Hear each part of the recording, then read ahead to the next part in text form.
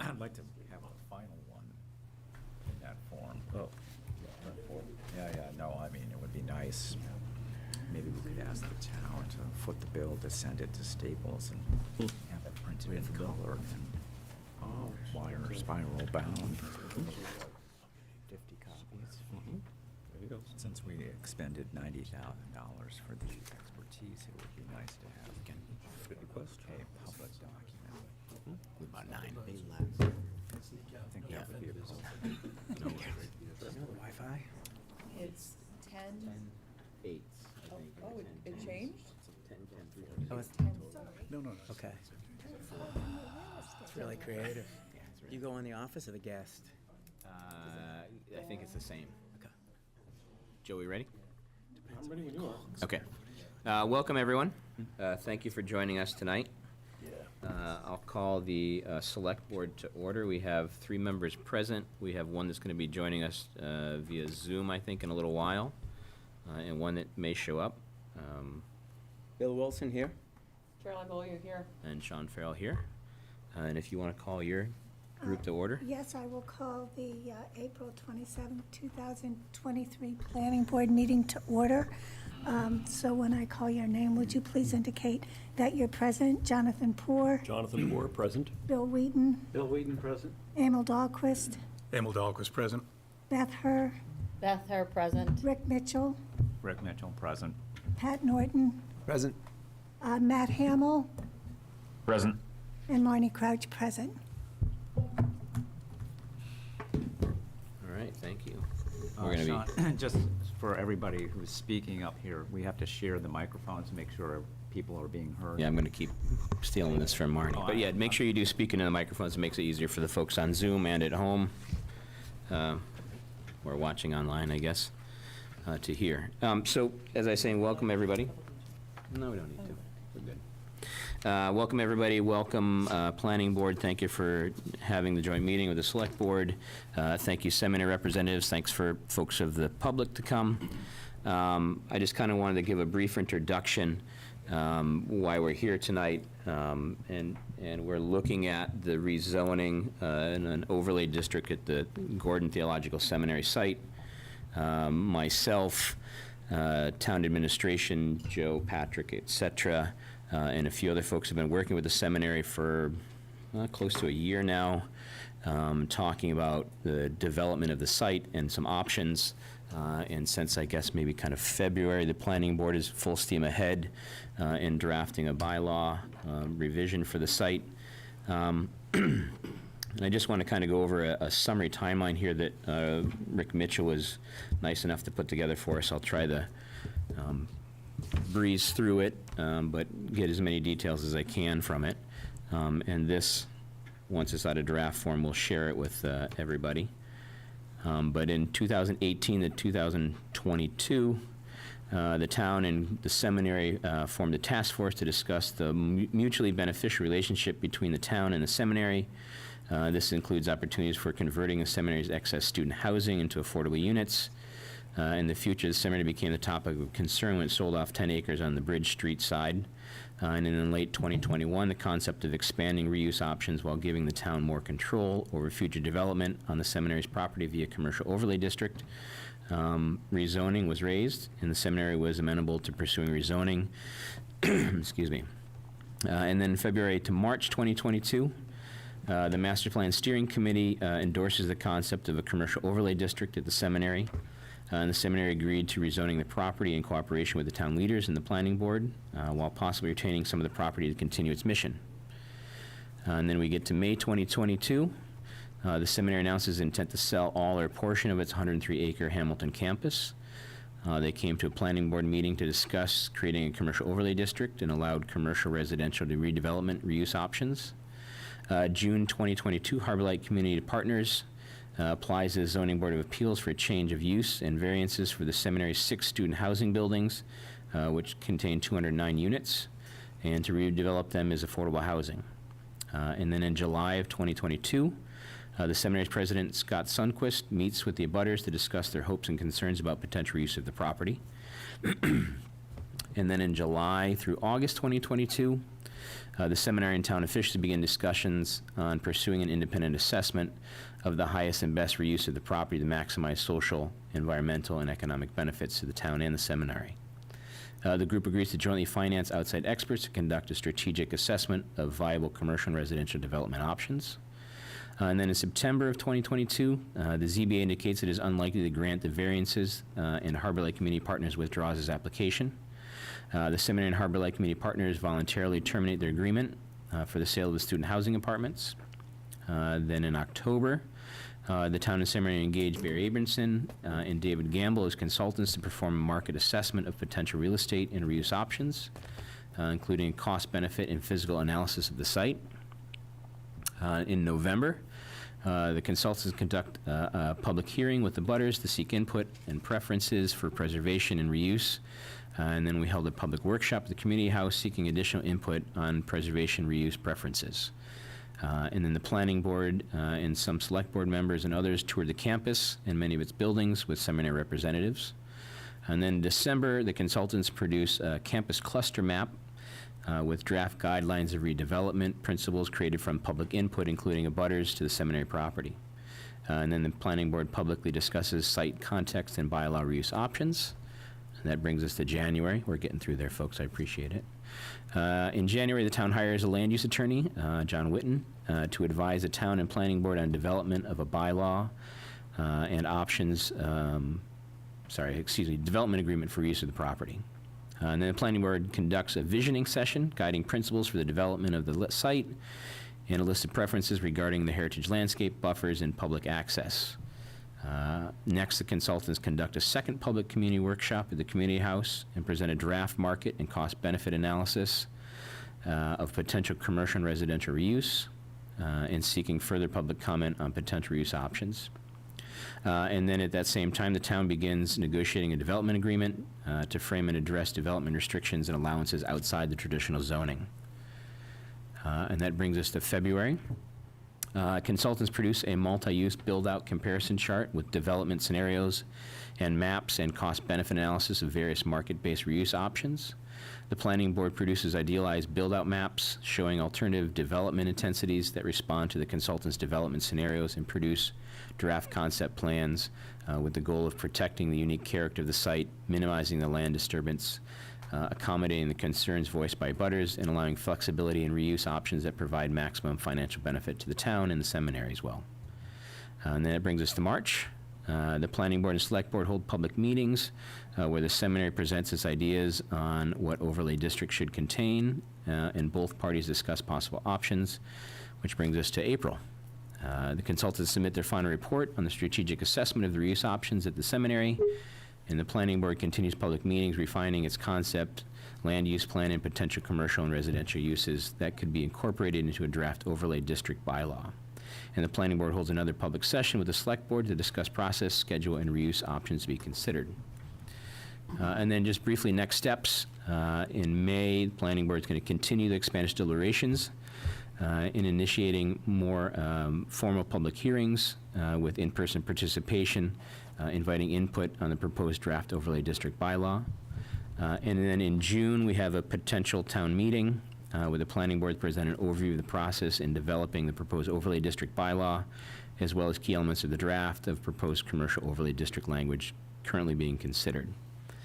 And then through June, et cetera, planning boards continue to hold in-person public hearings, consulting all parties on the proposed bylaw with the goal of reaching consensus and presenting voters an overlay district bylaw for their approval at the fall special town meeting.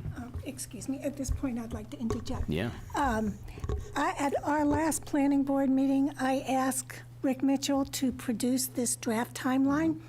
That draft timeline has yet to be shared with the planning board, so I am a bit surprised that you have it. And I have it, but no other planning board members have it. So the intention with respect to that timeline is to tell a story to the public on the planning board's webpage. Apparently, there has been considerable confusion about the information that is on that webpage. It is by no means complete, And the only document on that webpage that is final is the reuse evaluation and strategy report produced by Barry Abramson and David Gamble.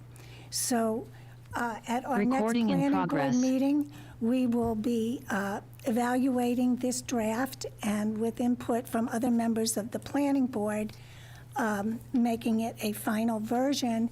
And my hope is that when we have that document before us, in each of the paragraphs, we can reference the maps and other documents that the planning board has produced, so that it is clear on the planning board webpage what the consultants have done, what the planning board has done, and what other parties may have submitted to the planning board for its consideration.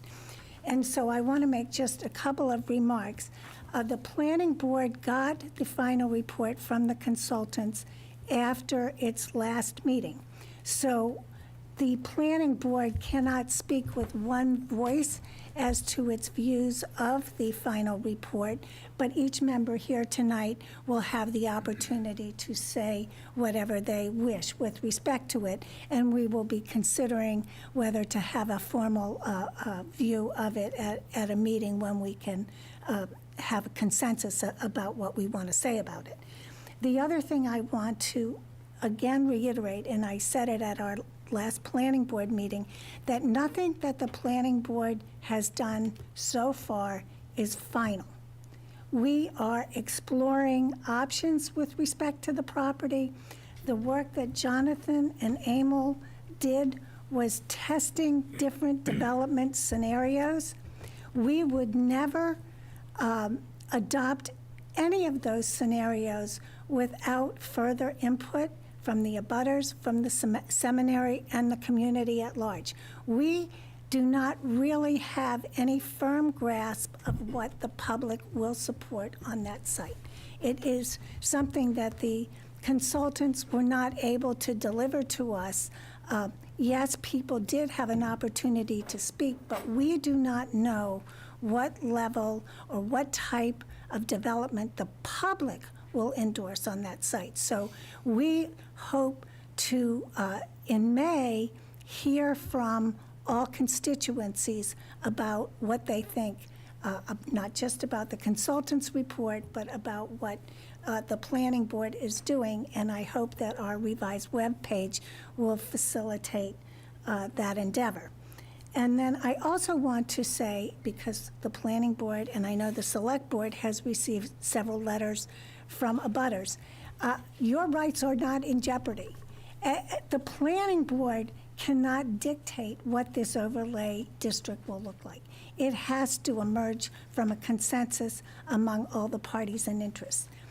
The town of Hamilton will adopt the overlay district. It will not be the planning board. So if we go off the rails and the citizens of Hamilton don't like what we've done, they can reject the overlay district. So we have to hear from all constituencies to make sure that the overlay district that we eventually submit for approval at town meeting is something that the town and all parties can be proud of and will endorse. If we don't do it, it won't happen. So we understand that process. And so I want to really try and allay all the fears of the abutters. Your rights are not in jeopardy, not now. At some point when we have a final draft of an overlay district, you can evaluate it. We will have public hearings, then we will have public hearings mandated by state law, and everybody's voice can be heard. And at the end of the day, if you endorse the overlay district, that will be fine, but you will also have the opportunity to vote to reject it, which the planning board does not want that to happen. We want to hear from all parties to get a really good overlay district that is supported by the community. But so I want to say the process is ongoing. No decisions have been made. There are no final decisions. The only final document on our webpage is the consultant's report. And excuse me. No, that's fine. And just to kind of go off of what Marnie was saying there, I think with the timeline, in respect to the timeline, Rick put it together and we basically just got it from him. I just wanted to share it out tonight so everyone could kind of see where we've been and where we are. And I think that's a great idea, Marnie. Once we get it kind of tightened up, it would be great if we could have some hyperlinks in there with some of the documents and stuff like that as we go, to have it all in one kind of central place for people. And to the comments on the emails that we've gotten over the last couple of weeks here, especially from the abutters, as Marnie said, it's a working draft, and it's going to remain a working draft for a bit of time as we have discussions back and forth between the select board, the planning board, the citizens, the abutters, the seminary as well. And it's all about kind of figuring out the right levels of development and preservation, et cetera, that we want for the site, and hopefully mutually benefits all of us in the town. So next on our agenda, I'd like to talk a little about our select board goals for the use of Browns Hill. We've had a couple of meetings where we've discussed kind of what the select board would like to see for the overlay district, but from the members that are here, and I talked to our newest member, Bill Wilson, a little bit this morning, and he's had some time to kind of go over the documents. And through the public sessions that we had, the consultants and the planning board kind of adopted some of it a little later on, these kind of principles for this overlay district. Some was preservation, some was a commercial use, some was a extension of our tax base, things like that. And I think the select board, and I don't want to speak for everybody here, but in the discussions that we had previously, we had seen certain levels of commercial development that were different from what is currently on the site, because it's currently designated for an R2A residential as of right. And I think between the seminary, the town, the select board, and the planning board, that's really the zoning that we don't want to see continue there. Actually, and I have to interrupt you Yeah. again. I apologize for this. But the seminary site is actually in the GPOD. And it's also in a wellhead Zone 2 protection area. So it appears that there has been misapprehension that the underlying zoning district is R1B, but in fact, it's in the GPOD. And that raises certain legal issues that we will have to raise with John Whitten, because obviously one of the things that can happen here, and I'm not saying it's going to happen, is that the underlying zoning, if it were R1B, could be eliminated, provided that we did have some residential development on the site.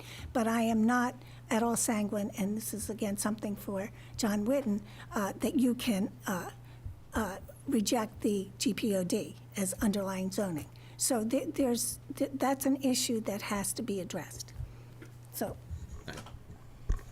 So I think we're seeing that, or at least we're saying at the moment, that we see it mutually beneficial to change the zoning on the site to commercial overlay district and have different, the consultants kind of keyed into 3 zones on the property, an upper, middle, and lower campus. And the planning board's had kind of multiple iterations of that. I can't remember where you've settled, but you've basically got some different zones with pockets in it from, I think, the last iteration that I saw. And so within those zones, they're looking at commercial development, residential, or I should say assisted living, elder care type of residences. Not really much market rate for offices at the moment with COVID and et cetera, so we don't see that being very marketable. But there's a lot of different marketable things that we did when we had the consultants look at different things, and all that can be seen in the consultant's report. The select board, I think the only thing that we saw is kind of precious on the property. I mean, there's a lot of precious things, but as far as building-wise, the retreat house, which is the Menzel family's home, they started the community house in town, so we have kind of an attachment to that building. There's been some talk of the stables, which is Pilgrim Hall, but we felt that wasn't as kind of valuable as the historic house on the campus. And the rest of the campus, we weren't really here or there with it, but we did feel that if you were going to reuse some of the buildings or add on a certain percentage of them, that it would be an as-of-right option for developers to come in. If they're going to raise the building, then it may be into more of a special permit zone. We felt there should be a good amount of buffering from the abutters. We felt that some of the open spaces should be preserved with the viewscapes the planning board's kind of identified. But I don't know, was there anything else, Caroline, from those discussions that we had that I'm missing? I don't think so. Bill, is there anything that you wanted to add that you thought was No, I think that's right on. It is a beautiful property. I think some type of, whether it's by the three tiers you mentioned, but, some type of mixed use that can drive some non-residential revenue would be of interest, while being sensitive, smart growth to, the environment, transportation, traffic, all that impact, and preserve, not only for the abutters, but for the entire community. And I think the way the campus is laid out with the topography of it, it lends itself well to a little, some, I don't want to say heavy development's not a good word, but a more dense development than there is now because of the kind of tiering of the property and the viewscapes within that. It's not all kind of one big flat spot where you're going to see a lot of huge buildings, and you can use the topography to your advantage and have it a little more hidden from the rest of the property, the abutter's property. I would add to that. I mean, I saw a lot of the comments that came through this week were about just sort of this drive to create revenue opportunities, non-residential revenue opportunities, and that it sort of felt like it was running rampant. And I think once you sort of take out the stuff that is already protected and the buffers that have already been created, we could leave it as is, right? We could just let single-family homes be built all up through there. You could not change the district. I think the challenge is, on the other hand, we're getting a lot of pressure to create revenue in the town. And we have this parcel of land, and the sort of goal for us was, in fact, to maximize, and I use that word, sparingly, maximize the revenue opportunity within the places of these parcels that made the most sense. But I want to make sure that conversation is had in context, that there was already so much that was going to be protected.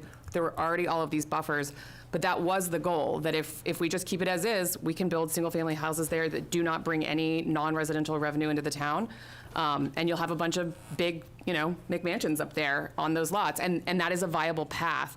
But the pressure that we are getting is to create non-residential revenue. And so when you see us having that conversation, it isn't because we want to build all the way to the edges on all sides, but in the parcels that we do want to maximize the non-residential revenue that is an opportunity there. But I recognize that for some folks, they don't want any of that at all. But we're just trying to explore how we could create it if we can. Mr. Chair, just so you know, Mr. Myers is on as well now, so if you want to get comment from him. So, Tom, if you can hear me, do you have anything to add before Marnie speaks? Nothing at the moment. Okay, Thanks, Sean. perfect. Go ahead, Marnie. So the planning board did identify its preferences, and of course, one of the most important ones that we identified were perimeter buffers, because we are sensitive to the concerns of the abutters. But we also considered the heritage landscape, the preservation of the historic buildings, maintaining trails and walkways, and also avoiding steep slopes and preserving mature trees. With that said, I also want to make the observation that my review of the consultant's report is such that in the next couple of years, the potential development of that site is likely to be residential. If you study the consultant's report, the likelihood of a New England Biolabs type of entity or office space is really user-driven, and I use that in quotes, user-driven. So the likelihood that the town can realize commercial tax benefits from that in the short term is really, I think, unlikely. The consultant said as much. And then the other comment I would make is that in Hamilton, the commercial and the residential tax rate are the same. So the only type of residence that's harmful to the town, of course, seems to be the single-family housing because of the cost of educating the children that would likely live in these large homes. So those are just my observations. I'm not the least bit adverse to commercial development on that site, and the planning board has actually done an exercise where we've identified potential uses for the site that does include some commercial uses, and one that I think the consultants seem to think has some legs is a type of congregate care. Think Riverbend in Ipswich, that type of development at that type of scale that's something that the planning board thinks might be more likely than some, really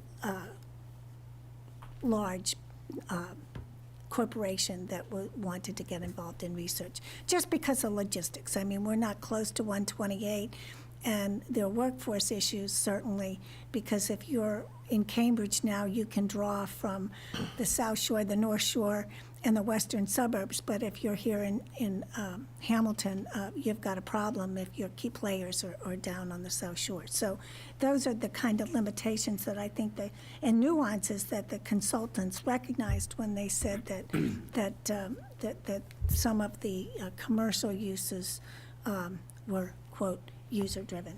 And I would ask that any other planning board members comment on what I've said.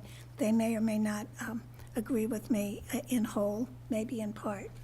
So, Yeah, I would add, I think the challenge for the planning board and the town is how to thread the needle is, we don't know who wants to purchase that property.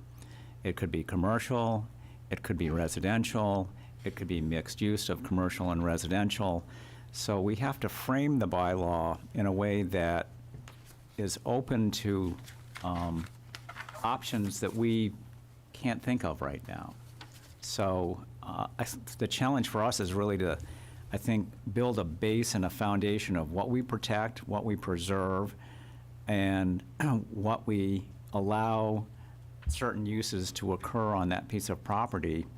And then when those come before the planning board, they can either be by right because they fit a very narrow definition, or if they're something unanticipated or requiring more specific detail, then they become special permit.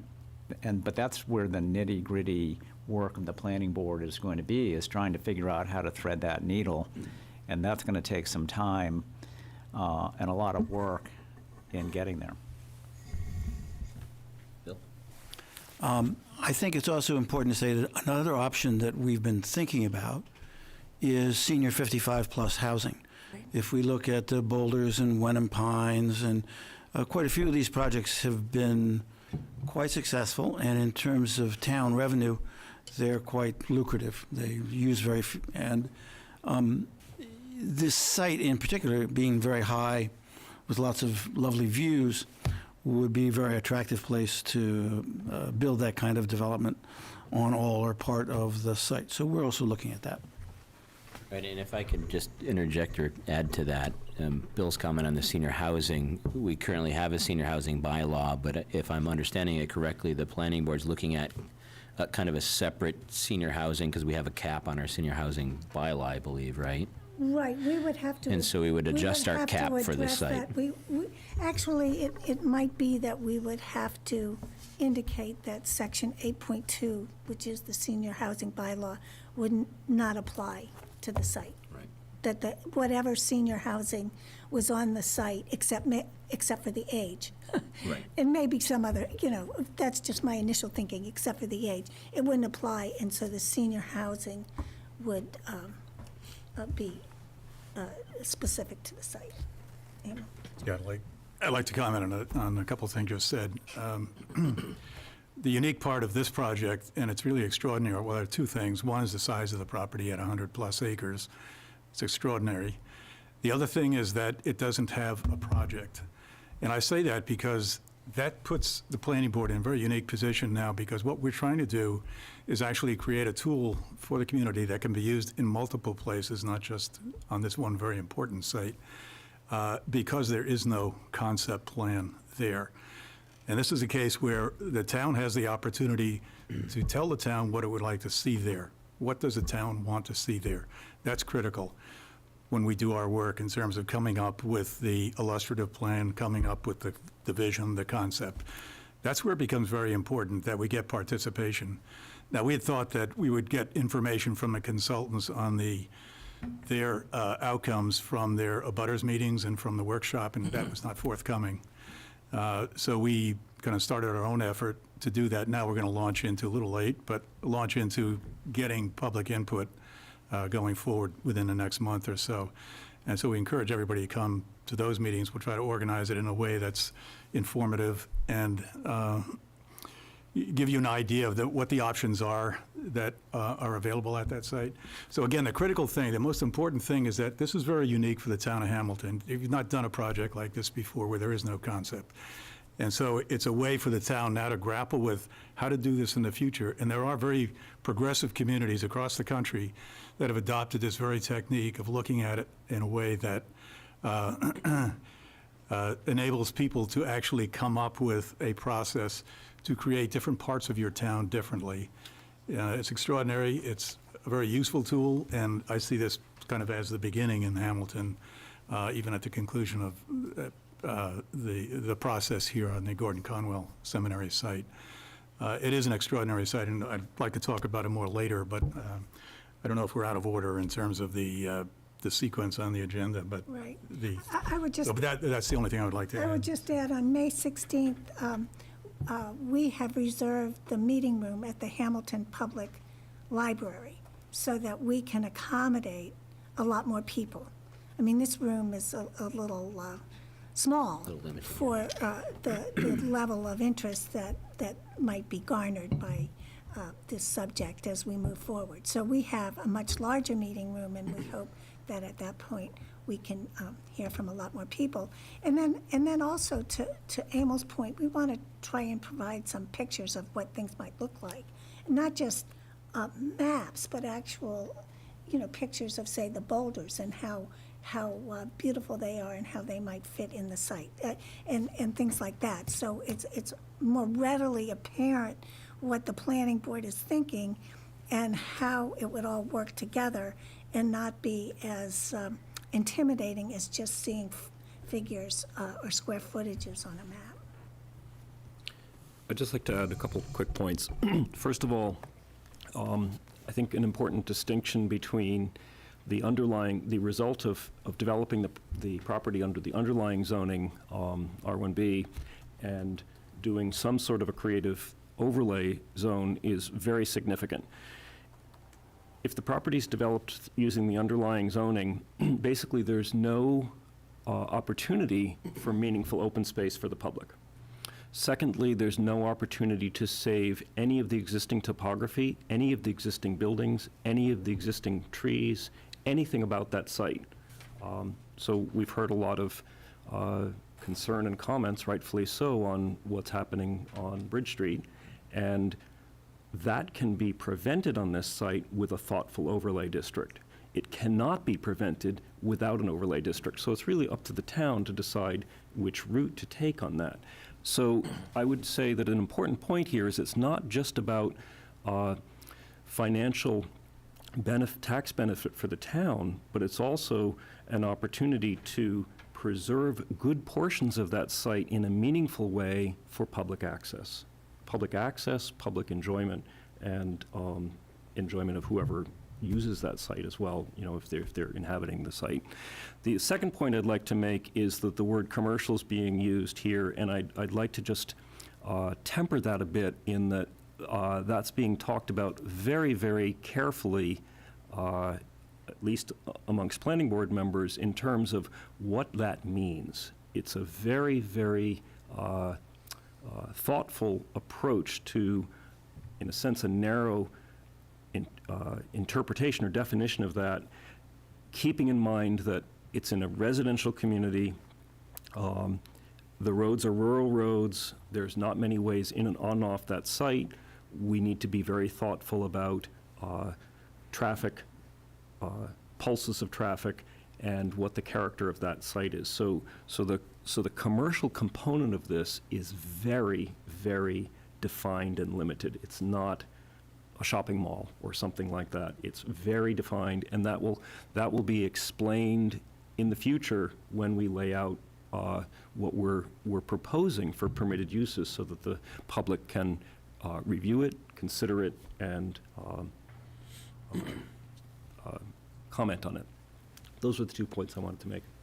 If I can just add to Jonathan's comment and thank him for those comments, I think that's a really poignant, your first point there, that if this underlying zoning stays as it is, we basically lose control of any portion of the site. If we would like to preserve the heritage landscape or some other viewscape, that individual property owner now can cut down all those trees and do what they like without coming to the planning board. Whereas if we do this overlay, we've got more control of the site and say in what happens there with preserving different parts of the site. I think that's very important to know.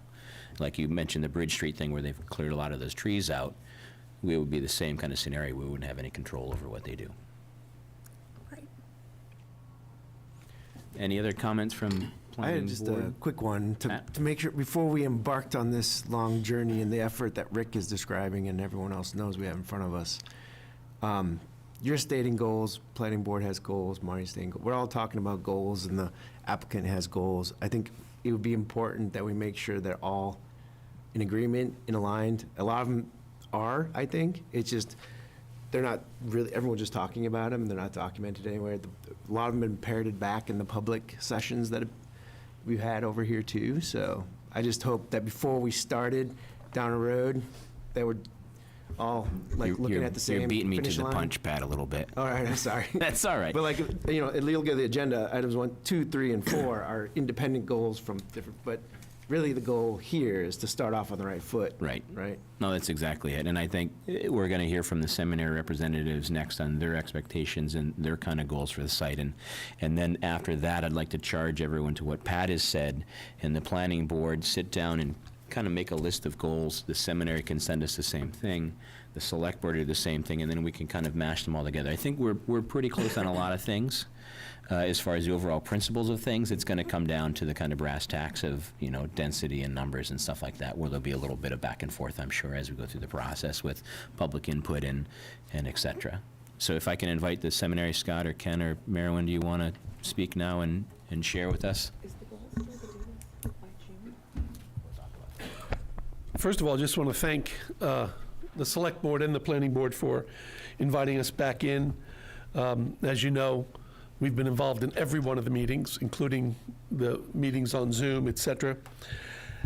And we think this has been an extraordinary process. I've never seen this before. Maybe some of you have. I've never seen it before, where instead of an adversarial situation, we've purposefully come together, shared the financial burden of hiring consultants, and met on a regular basis so that we can find a win-win solution. That's still our main goal, so that we find a win-win solution. We have been blown away by Jonathan and Emil's work. I mean, it's just been unbelievable. Do we agree with everything that's been suggested? No. Are some of the things that we've seen not necessarily in our best interests? Probably not. But we understand that that's part of a give and take process.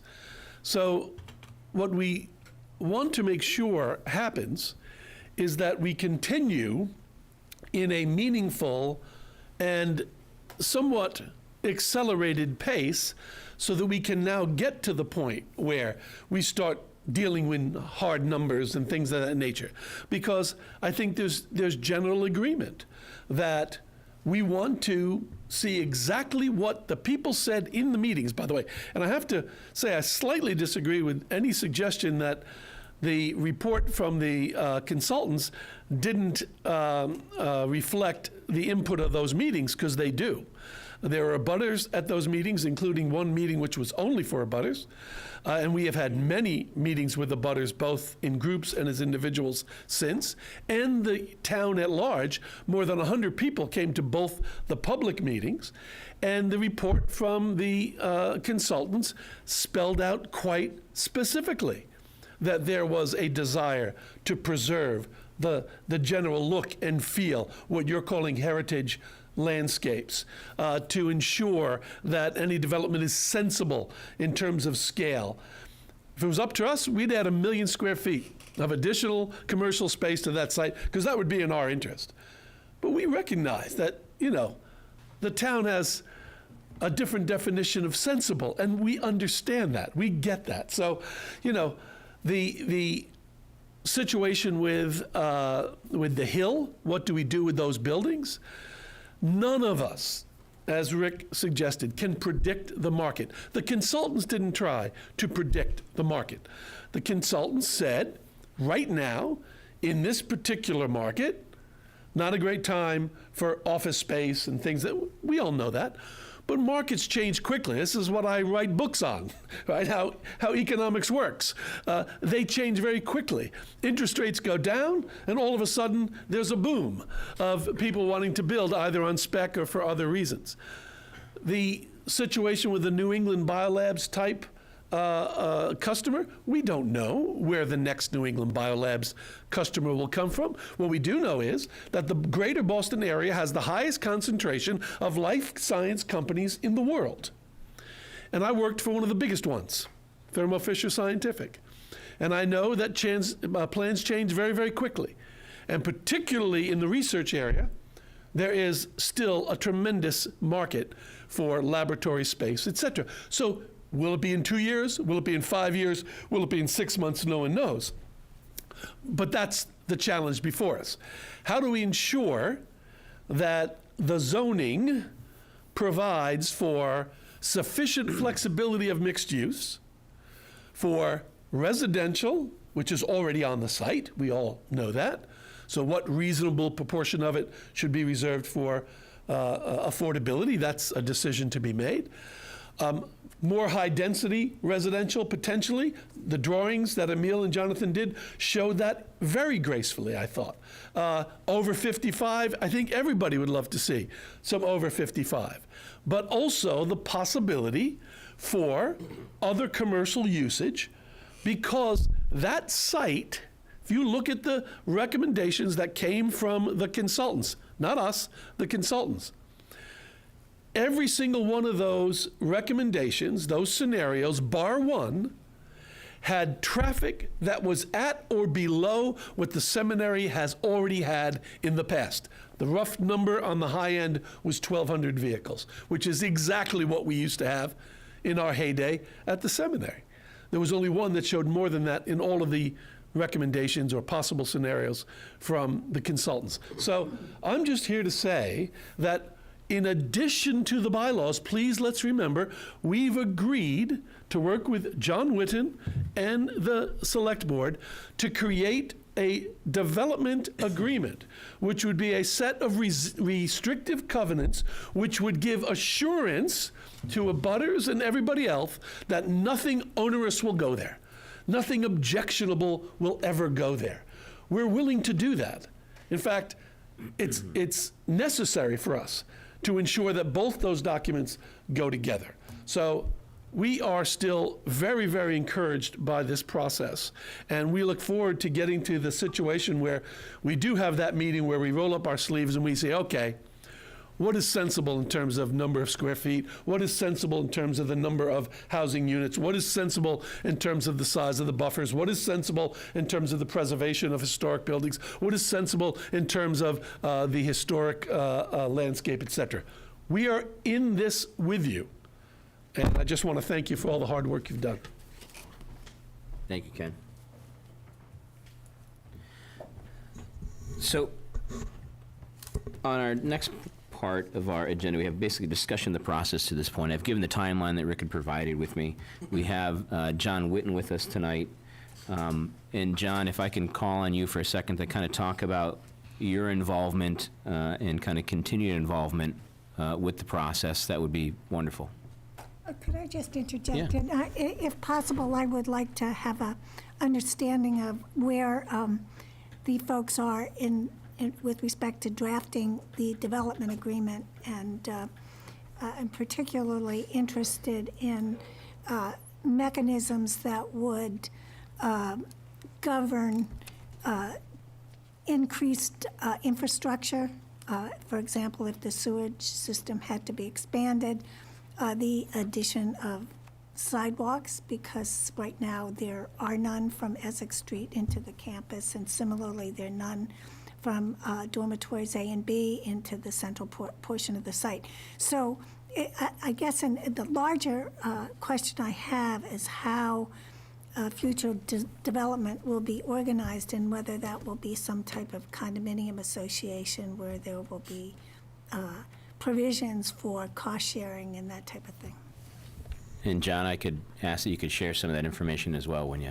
John, can you introduce who John Witten is? Yeah, for- I apologize. John Witten is our, basically our counsel. He's helping draft the overlay district bylaw. He's also working with us hand in hand with the seminary with the development agreement. And John can explain kind of both of those parts of the process. I'd be happy to, Mr. Chair and Madam Chair. My camera, I think I need permission for my camera to work, but I'm certainly happy to speak without it if that's acceptable to the parties.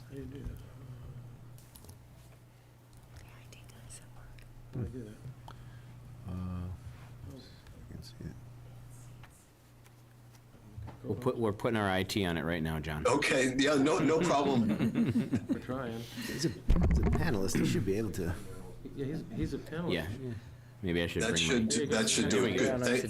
Thank you all. So good evening, Mr. Chair and Madam Chair. So let me answer or respond to the development agreement comment first.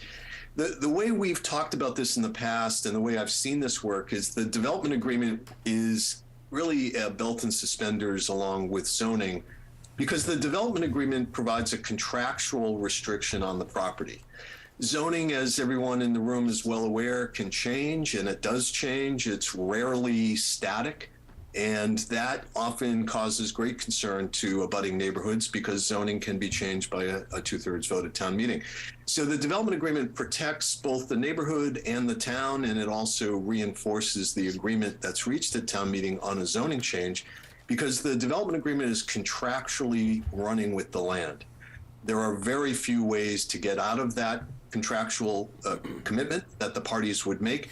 So there's some level of comfort, and that's the belt and suspenders approach, some level of comfort that the development agreement will preclude the things that the parties want to make sure are precluded in perpetuity. Now, the town has the upper hand in the bargaining, so even though bargaining is supposed to be kind of equivalent, in this case, it's really not. The town has the advantage of ensuring that the development agreement reflects exactly what the town does not want to see on the property.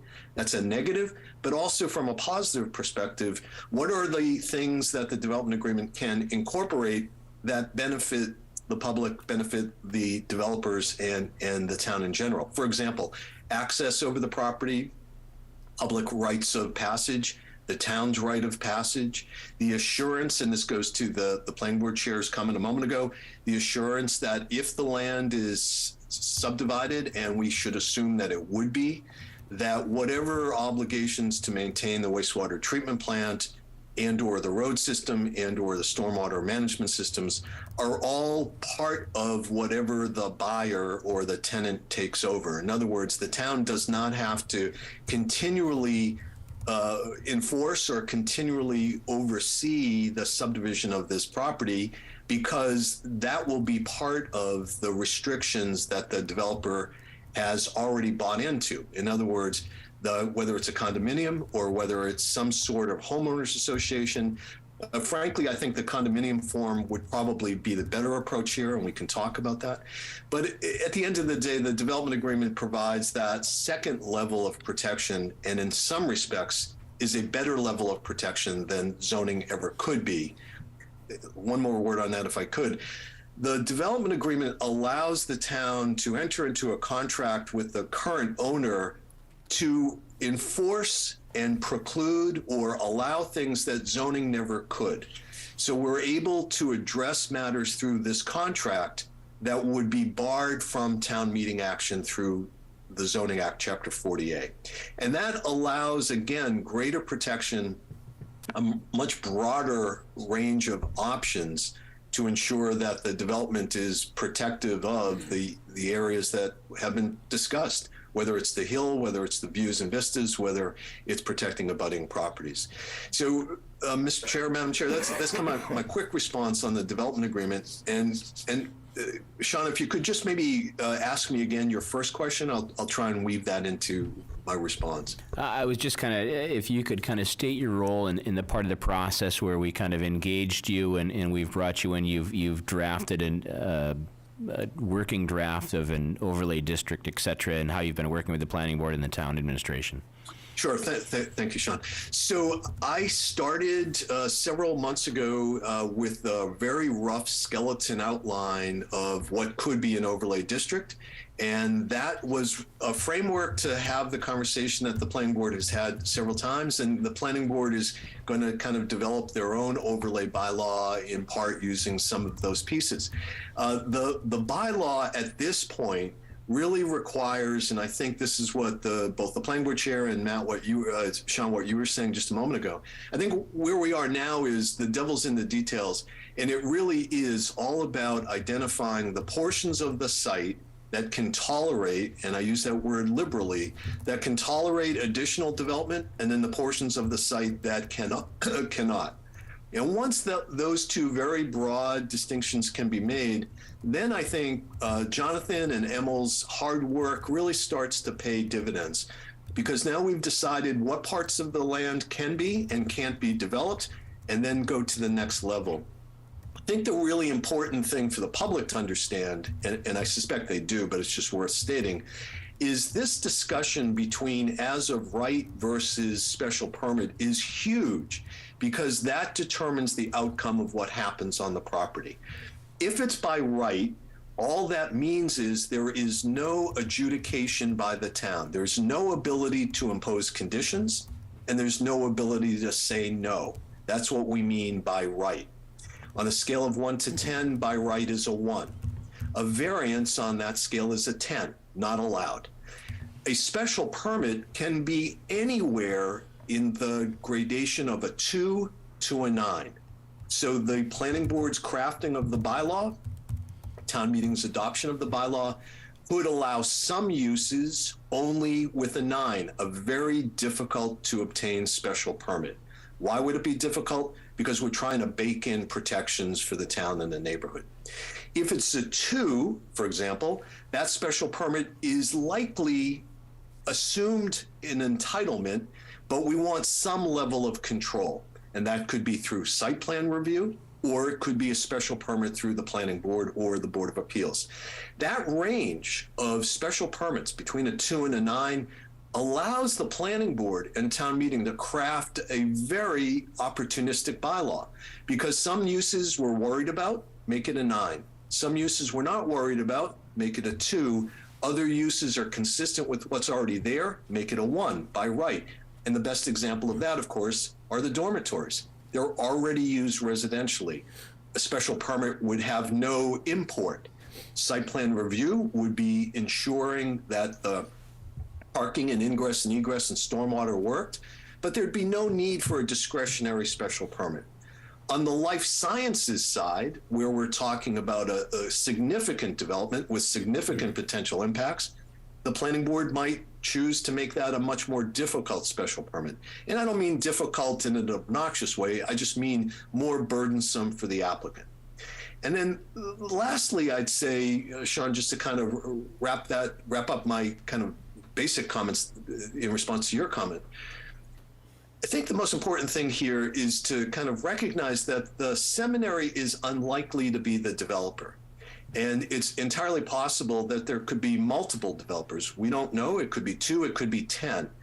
And because there is no developer on board, and because there is no project on board, the bylaw has to be able to be flexible to move with whatever applicant is going to propose. And that's why I kind of go back to the range of adjudicative permits, special permits. The more they're flexible and the more they're protective, the better, especially where we don't have a project in mind. If we had a project in mind, we could draft zoning around the project. We could draft the development agreement around the project. We can't do that. So we're really kind of presuming, and I think the town has to presume worst case in terms of intensity. And the way to do that is through this range of adjudication. Some easy, some difficult, some by right. Thank you, John. Could I ask Mr. Whitten a question Yeah. regarding kind of next steps and timeline as Yeah, they perfect. pertain to the planning board? So one of the next things that we need to do is start exploring what the metrics, the caps, the limits, the the sort of design standards would be for any given zone. And as Chairman mentioned, the underlying district is not just R1B, it's also the GPOD. And that really is something that very strongly colors what we do next. And it's a rather complex set of overlays with the GPOD portions and the wellhead protection district, and it really encompasses a good portion of the site.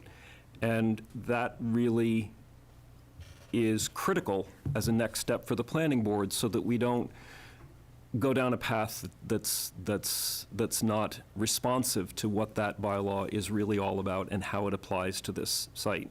So I guess what I am saying is, I think we need legal assistance on that. We need some opinion on that. We need some interpretation on that before we go much further.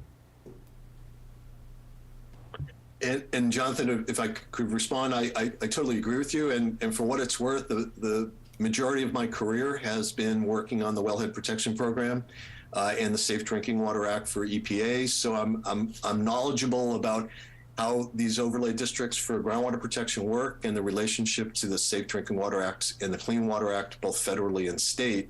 And the answer is it requires a lot of site planning.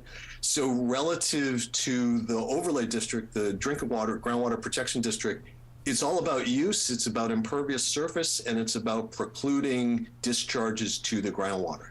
So for example, the wastewater treatment plant discharges should never be, of course, in a wellhead protection area, zone 2. Relative to stormwater, stormwater can be treated and managed, but again, it's all volume-based, and impervious surface is another relevant issue.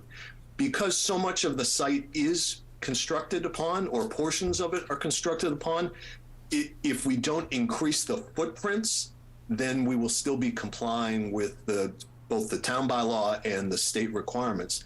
But that's a very kind of short answer. The devil is in the detail in terms of the site plan. So in terms of what is allowed within the district, it's going to be relatively important to deal with impervious surface and discharge. And as long as the discharge of wastewater is through a treatment plant that has been permitted and upgraded, we won't have a problem with the groundwater protection district for wastewater. We may have an issue, or the developers of the project may have an issue in terms of stormwater, but that can be designed and that can be resolved. But yes, that is part of the planning board's task, is to incorporate and make sure that the existing overlay for groundwater protection is protected for this new overlay. The two can work hand in hand. I don't see it as a deal breaker. I just see it as a requirement of some additional site planning when a developer and a development comes before the town.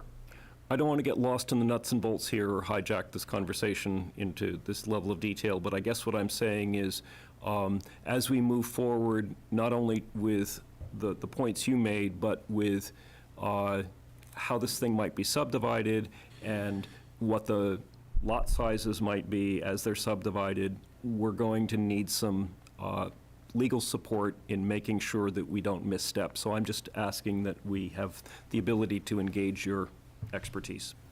Be my pleasure. Thank you. And Patrick, you wanted to say something? Yes, I don't want to complicate our thinking too much, but these are some matters that I think are important to the conversation now and later, particularly in that the town does not use the Bridge Street well. It does not now, it will not in the future.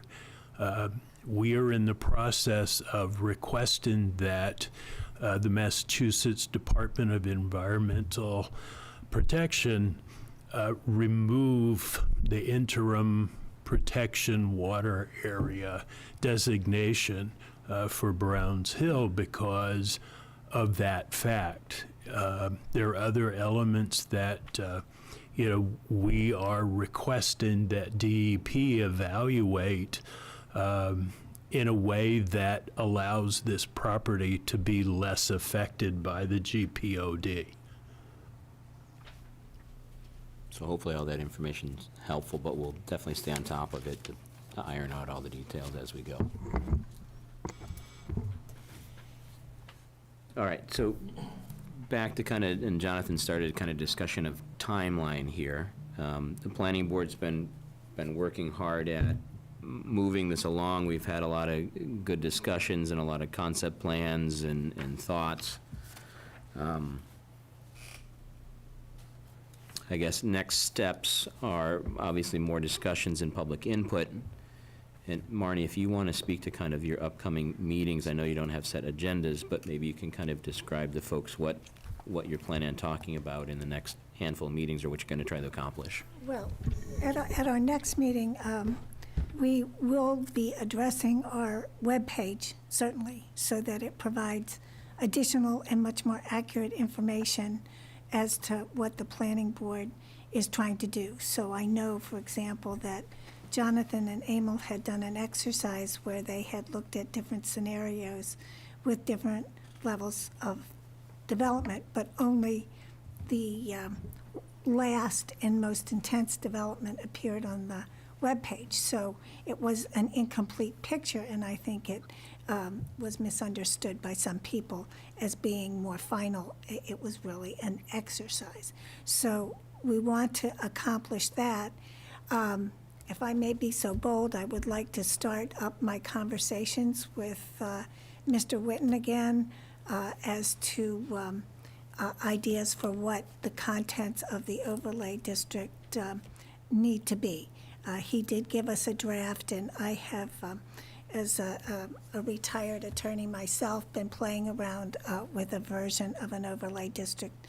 And so I think it might be time to touch base with him and see what his thoughts are with respect to the contents of the overlay district and how we can incorporate some of Emil and Jonathan's illustrative plans, as well as the concept plan that Mr. Witten set forth in his draft. So there are some moving parts to that, but I think our conversation can be more productive now than it was several months ago.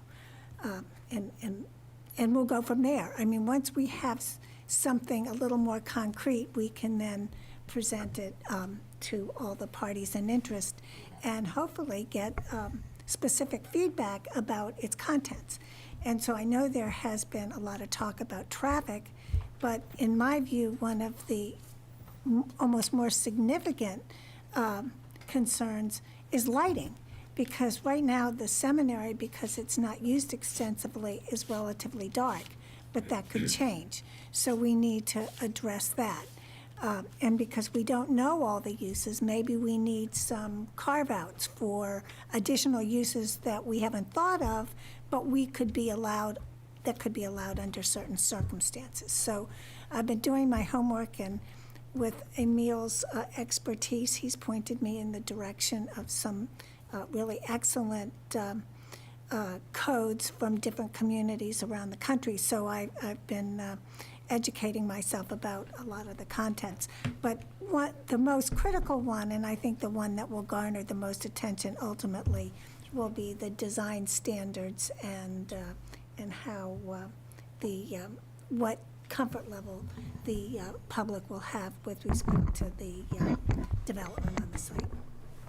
Marnie, would you mind if I just add a couple sure, points please. to that? I feel as though what would really benefit the board's process is to really see at least a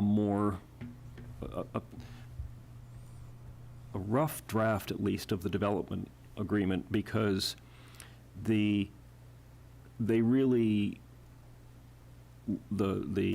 agreement and the overlay bylaw really lean on each other. And for us to know what belongs in the bylaw versus what belongs in the development agreement will be much more focused, it'll be much more efficient, it'll be much more effective if we know what elements go where. And to develop standards and metrics and maximums, and especially in situations where Marnie alluded to, we have infrastructure areas that don't even fall in a zone, sidewalks that don't even fall in a zone, and those kinds of things have to be dealt with in the development agreement. So, and I know those sound like micro minutia, but there's mountains of it, and without that development agreement, we're kind of operating blind. I think Joe's going to comment on that right now. Thanks, Jonathan. Thanks, everybody. For those watching at home who don't know me, I'm Joe Domilovitz. I'm the town manager. Yeah, I think that we can find a way to help get the planning board some information that will help you. I think one of the things that we did was hire John Witten on purpose to work on both the development agreement and the zoning, so he'd have knowledge going back and forth. Negotiations are typically done, in private, but we certainly, I think the select board would benefit from having, and myself would benefit from having input from you. So what we can do is give you a list of things that have already kind of more or less been agreed to at the negotiating table. There are still some other things that aren't, and then ask you to add to it or comment on the list as you see fit, and then we could take that into the negotiation sessions that, like I said, typically happen behind closed doors. Once we have a draft of an agreement that people are willing to discuss publicly, we're not there yet. But I think once we can get input from you, based on the lists we already have, and move it forward in that direction, so that things keep moving together at the same rate. Almost a table of contents would be beneficial without necessarily seeing the micro details. That sounds good. I think we can do that. And I think, Jonathan, to your kind of comments, I think as the planning board moves along, and when you're working with Mr. Witten, there'll be things that come up that won't fit in the overlay district bylaw that would fit in development agreement, and I would hope and expect that you would share those with myself and the select board and John, and then we can bake it in, and maybe something that I missed or someone else missed that you guys would see in the details. Yeah, and I'd like to ask Marnie if you could share what you've developed so far so that we get a sense of where you're headed. Right. If you recall, I did provide an outline of the contents, but yes, after speaking with John Witten, I think I will definitely, it will have placeholder provisions. Right. But it will have some that we certainly can debate. I mean, Joe, I think you probably understand it's really difficult to kind of do these things in an open meeting. It would be so much easier if we could just throw it out on the table and not have to worry about it, because it's not cast in concrete yet by any stretch of the imagination. Right, and to your point, I was thinking, about the next meeting, and because I think the next meeting, but correct me if I'm wrong, you were thinking of initiating the public hearings, or are you just saying? No, well, these are not the state mandated public hearings on the draft overlay district. We just want, more space to hear from more people. Okay. Right, and I guess maybe I can clarify a little bit, because people listening at home or people here might be confused by what we mean by public What are we hearings versus talking an open about? public meeting. All our meetings All are of our public. meetings are open public meetings, and as long as the chair recognizes you, you're more than welcome to share your opinion with us. But the public hearings are where we have to advertise, and we have to go through a certain process to make sure we follow the legal ramifications of presenting the information we are. Right. And those happen a little bit more towards the end of the process typically. Absolutely. And so on May 16th, there will be nothing close to a final. Oh, yeah, draft I overlay understood that. I just wanted to make sure that we were all on the same page in whatever framework we're discussing, so that the general public and the board sort of has a foundation to begin discussions about that framework and what elements we're discussing and how that, basically, the public is going to see how sausage is made.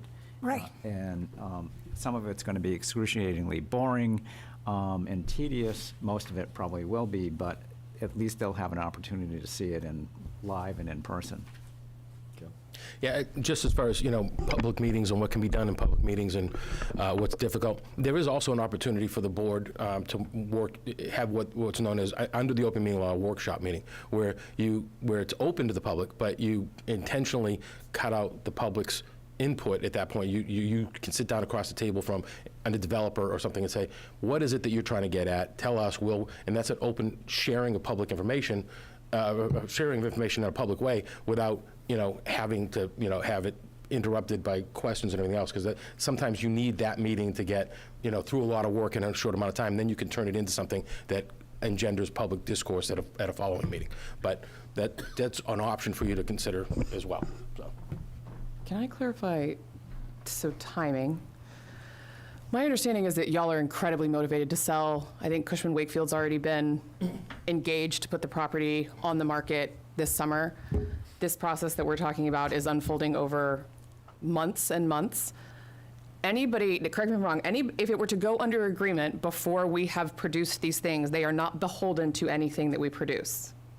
They are not beholden to our future bylaw, and they are not beholden to our development agreement if they go under agreement of the property before such time as we voted on it. No, because we need an overlay district for them to be able to do the development. Unless it's just. It has to be But what I'm rezoned. saying, they can sell it as existing zoning for single-family housing this summer if this process is not done, and they can clear cut it and put houses on it.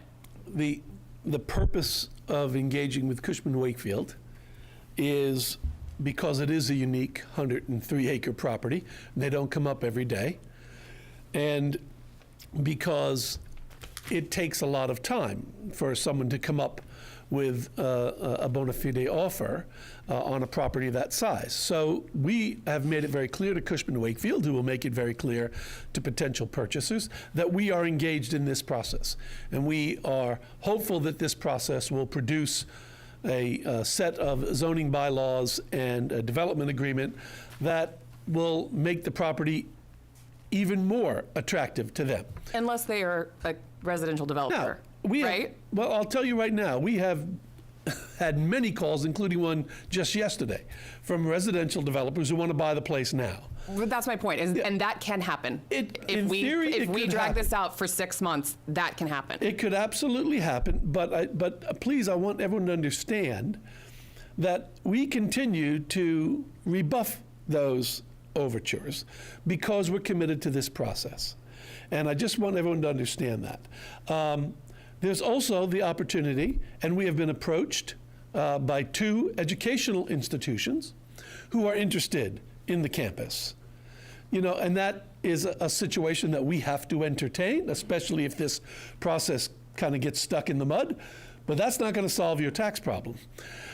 So, of course, while this is going on, concurrent to these conversations, we've got to look at these options because, we don't have forever. But while what you're saying is absolutely correct, please understand that our intention is to see this process through to a win-win conclusion. Mm-hmm. No, I appreciate that. And I think I just want to create a sense of urgency on our side. I've gotten a lot of feedback about what have we been doing for the last 7 months. And I think good work has been happening for the last 7 months. But even, Patrick saying we need to align on our goals, I'm a little embarrassed for people to hear that we are 7 months into this process and we're having a conversation about alignment of goals. And most people thought this was going to a vote at June town meeting, and it sounds like it is not. And I've already gotten a ton of pushback about why, and I think it's complicated, and I think everybody's doing their best, but I am very concerned that nothing will happen because we are continuing to have the same conversation 16 times. And I do not want to disrespect the work that's been done, but I was in this same meeting 8 weeks ago. The exact same meeting 8 weeks ago. Well, could I just remind you that the consultant's report was initially due in January, and we just got it. So. But they presented that 8 weeks ago, and we haven't changed our findings or our movement or our progress since that time. Right, but I think maybe you should read the letters from the abutters. I have, and that's why I'm saying, part of the reason that this is coming up is because there has not been movement or clarity or clear understanding about. There hasn't been sufficient community engagement in the process. Does the community engagement, are they the one that do the traffic studies? They're the ones that are going to vote. But they've been very clear about what they want. I feel like there's incredible clarity from the abutters about what they do and do not want. I think our ability to get it all together and move it forward has been the problem. I don't think we're unclear about what the abutters do and don't want there. Well, then perhaps I can remind you how hard Jonathan and Emil have been working, and perhaps I could remind you about my new part-time job that's uncompensated. So I think that you're being a little naive because this is a complex endeavor. I agree with you that it is. I just want to make sure that we understand that, like, October has to be the very, very, very latest that we do this, because I don't think Gordon Conwell can wait much longer than that. I agree that there's a spirit of collaboration, but I also think there's a spirit of accreditation and a financial issue, that if an offer is made on that property that gets them out of their hole, they're going to take it. Yeah, and I think we recognize that, but I think that's important to keep on top of mind, and I think it's important for the public to understand that. They in no way have to engage in this process. Right. Right. They could just say, I'm tired, I'm walking, I'm taking the money, and I'm out. And we're left holding the bag. So that's a very real possibility. Or they could take other options that we wouldn't like at all. So I hear what you're saying. I think the planning board has felt that pressure, at least I have felt that pressure, and I've been one hammering, as Abel and Jonathan can attest to in these meetings, is, okay, so what are we doing with these drawings? You know, let's get to the meat of the matter. And I don't want to be disrespectful, but we were very clear, all of us. I'm not saying us versus you. I'm saying we said June was the drop dead. We were absolutely going to get this done for June. We made public promise to that. And nobody in this room even today has said, like, hey, P.S. public, it's not June, it's October. Well, we just remind you. read the timeline that actually said October. I think just in our defense is we've been working under that deadline. Going, we're going to use that deadline as impetus to try and get as much as we can done. But we've run into the fact that it's extremely complex. This is a generational development opportunity. No property in this town, probably in our lifetime, is going to come up like this. And we were trying to handle it carefully, and there's so many moving parts here that it's like, as we get farther and farther down, it gets more and more complex. And the public should demand that we carefully study every element of this and think about all the potential. We've got an all-star team in terms of John Witten. We had an all-star team in terms of consultants giving us guidance. We're doing actually a really good job.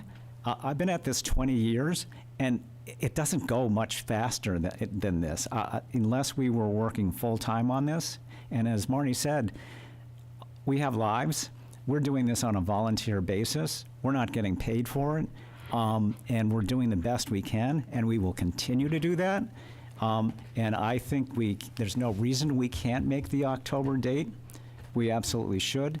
But public participation and input is critical to build the coalition, the consensus, and the support, so that when we get to town meeting, people can say, well, I might not like it, but I was part of the process, and I think we got the best thing we could get out of this, given the circumstances. And I would add further, I sent the Select Board a memorandum probably about 2 months ago, and in that memorandum, I did indicate that under Massachusetts law, Chapter 48, Section 5, both the seminary and the Select Board have the power to draft an overlay district and then present it to the Planning Board for a report and recommendation.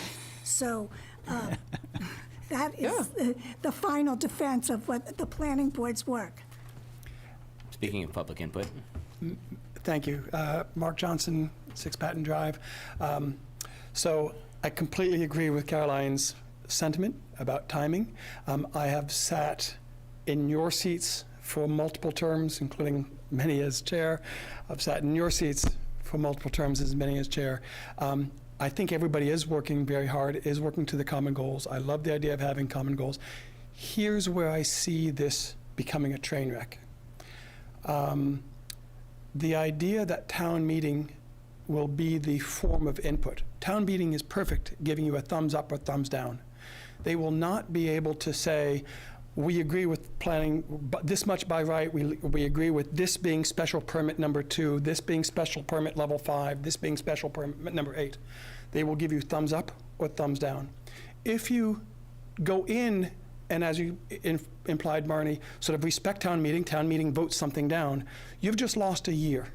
The whole year, all this process has just gone away, because at that point, you get the message that maybe the public wants something else, and it'll take another cycle of hearings and whatnot to get it done. The way to approach that is to work much more closely than you are now. You know, get out of your silo, work together. I think it would be really great if Attorney Whitten wrote both the bylaw and the development agreement. They would be in sync. They would be completely together. I think the planning board can articulate what it really wants in enough detail on the things that it really cares to be detailed about, and hand them off to Attorney Whitten and have him fold it in. To the extent you can work and get that level of cooperation in advance, then you have an entirely different structure at town meeting. Town meeting is all about respecting the fact that you guys are all on the same page, and there's a chance of getting something done quickly. I look at this and I sort of say, we don't normally have bylaws that straddle boards, right? Normally we're dealing with planning, we're dealing with subdivision, and the planning board is the correct entity to push that bylaw forward. In this case, we have some really legitimate town-wide goals, which elevate the select board's view on infrastructure, on water, on quality, on traffic, things that are a much larger piece than would normally. So there was a perfectly good logic for the select board being the driver on this, or at least you guys getting out of it and working together. You have been doing a great job. It is amazing what has happened so far. The input and the welcomeness of the Theological Society to work together is great. But you can't sit on this. You really have to work. You have to drive it, because town meeting is good for up and down. It is not good for, oh, we like this a little bit like that. You know, imagine how long would the meeting be if you had to manage it by amendments, right? And so, we want to have a little bit more of special permit 2 level. It just it really think that through, worked cooperatively. Sorry.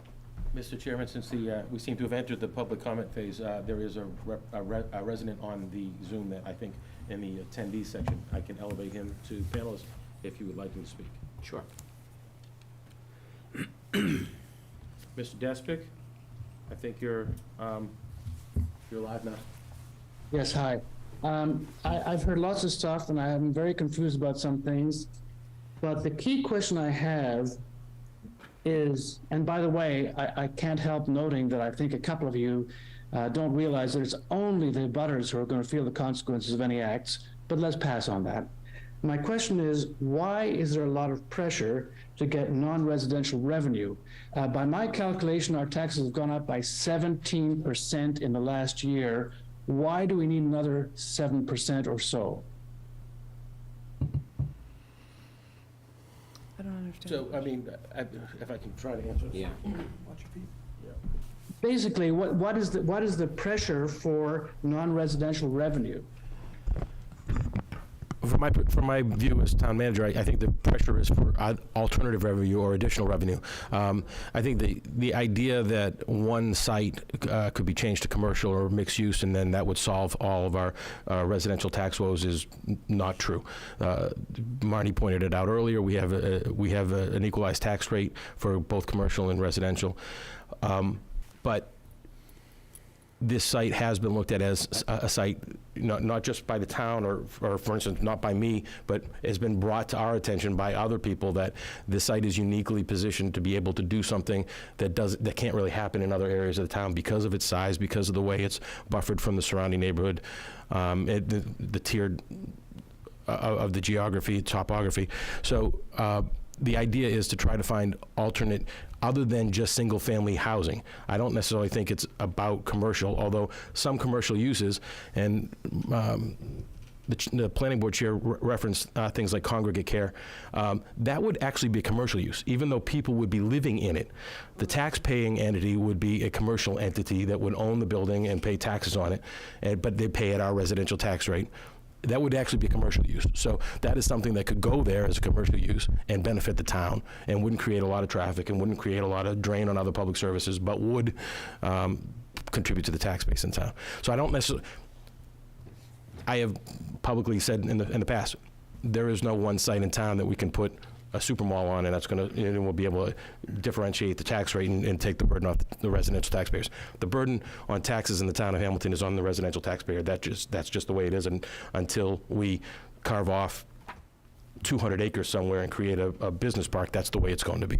You can't get to a differentiated tax rate until you can put more than 10% of your property into a commercial zone, and we just don't have that ability right now. But we can diversify the residential portion of the tax base. So, multifamily housing and things like that are other ways to add to the tax base and add to the flavor of the community without, hurting the character of the town. So. So my question is, why is there a lot of pressure? We've just added 17% to our taxes. Why do we need more? So that because the cost of things goes up every year, inflation just. All our costs go up every year. So our budget goes up every year. Your taxes go up every year because the cost of things goes up every year. If you can spread that out over more users, then you can minimize the impact to you. As you said, in your property, your taxes went up 17% this year. We can minimize that and maybe have it only go up 5% if there are more people to share the burden with. I get it, but at the cost of getting all the abutters rather angry, I don't understand. Sir, I'm sorry. We're trying to make sure that you're not angry. I think that's the whole purpose of tonight's meeting. The whole purpose of having the public meetings with the abutters, public meetings with the town.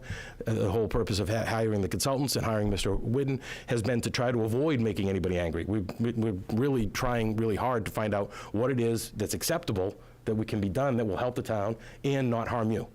That's where I think we want to get to. But supposedly there was going to be a working group between abutters and the town and the seminary.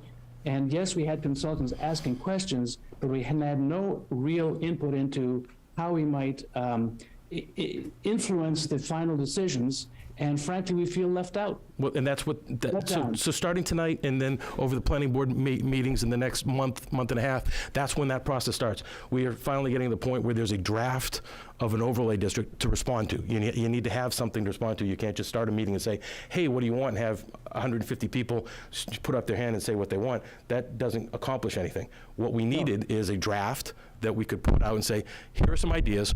What do you think of these ideas? What do you think of density? What do you think of square footage? What do you think of traffic concerns? And respond to the different levels and hopefully come to a place where everybody says, okay, this is the Goldilocks version. This is the just right piece for this site that helps the town, that doesn't hurt the abutters, and increases the value of the property. And when I say increase the value of the property, everybody always seems to think that I'm talking about trying to help out the seminary. I'm trying to help out Hamilton and the taxpayers of Hamilton. If we increase the value of the property, that helps the seminary certainly because they can sell it for more money. But then we will get the benefit of that in the way that we assess taxes on that property in the future. Well, with respect, we thought we'd be part of the process in developing the draft and not be commenting after the fact. Thank you. That's all I want to ask. Can I speak also as an abutter, please? Yeah, Hi, please I'm do. Kate Horgan. We live on Miles River Road. And I just want to say I appreciate the care and deliberation that I'm hearing here, because I think that this sense of urgency sometimes contributes to missteps. And in a property like this. Could you identify yourself? Yes, Kate Horgan. I live on Miles River Road. Thank you. A property like this really lends itself, once it's done, it's done. Once the laws are set and the overlays are done, we're open to anything. And so I think the most alarming thing I've heard tonight is Mr. Ruffett, and I just want to make sure I understand what you said, is that you would like to remove the protections on the Bridgewater well. Is that correct? The state has a designation of protection on that well. Right, I'm very familiar with it. In fact, my lawyer wrote a letter 4 years ago about it. So. And because the town is no longer using that, that designation is moot. Right, so we live in a town where there are often droughts, agreed, right, and water restrictions and that sort of thing. And so I feel very strongly that moving forward, it's really short-sighted to think about removing environmental protections simply because to make money for the town. So I'd like to be on top of that, how the town's addressing, yeah. So the wellhead protection district isn't an environmental protection, it's a protection for drinkable water. The problem we have with that wellhead is that the water that gets produced there isn't drinkable anyway. In order for us to go back to using that, if we even wanted to, we'd have to invest in a very, very expensive water treatment plant there. That water that's there isn't usable for drinking water anymore anyway. The point is that our water treatment plant that we do have is on the other side of town, and that water comes all from the Ipswich River, which is overtaxed. The town is working with a consortium of 12 other communities and state representatives, legislators, the Salem-Beverly Water District, and the MWRA to find an alternative water source for the town of Hamilton for its future. Not because of this, because whatever happens here, it's more concerning about what's the Hamilton's water quality and supply going to be going forward into the future. We're not going to be able to keep doing what we're doing. It's too expensive, and we're not going to be able to do that into the future. So we're looking for an alternative water supply for the town of Hamilton anyway. So that But even never going to be operable under any circumstances. If we did a study, the study would say. we'd need to, based on what the water quality is there, what's in the water there, we'd need to build another water treatment plant at that site to draw the water out and then treat it before we could give it to humans for consumption. Well, I think what I just want to make sure about is that in this rush, in the sense of urgency. Straight to the mic, sorry, so that people can hear you at home. Yeah, thank you. The rush and sense of urgency that we are being deliberate about, what currently exists and what the impact might be long-term. No, thank you. I think those are all valid questions, and I think Joe did a good job of explaining it, that it's a well that we don't use and that is currently really not safe to use. So decommissioning it is just kind of the way it typically goes. Go ahead. And before you do that, I assume there will be a study or some sort of public recommendation from an expert? The DEP is going to require us to provide them with information before that could get, but the town's previously done that with the Patton well on Asbury Street. We decommissioned that well and sealed it up before I even got here, probably 10 to 12 years ago.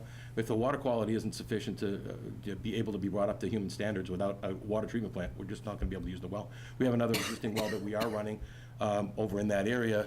School Street. On School Street, that the numbers there are starting to get a little dicey, and we might not be able to use that well soon.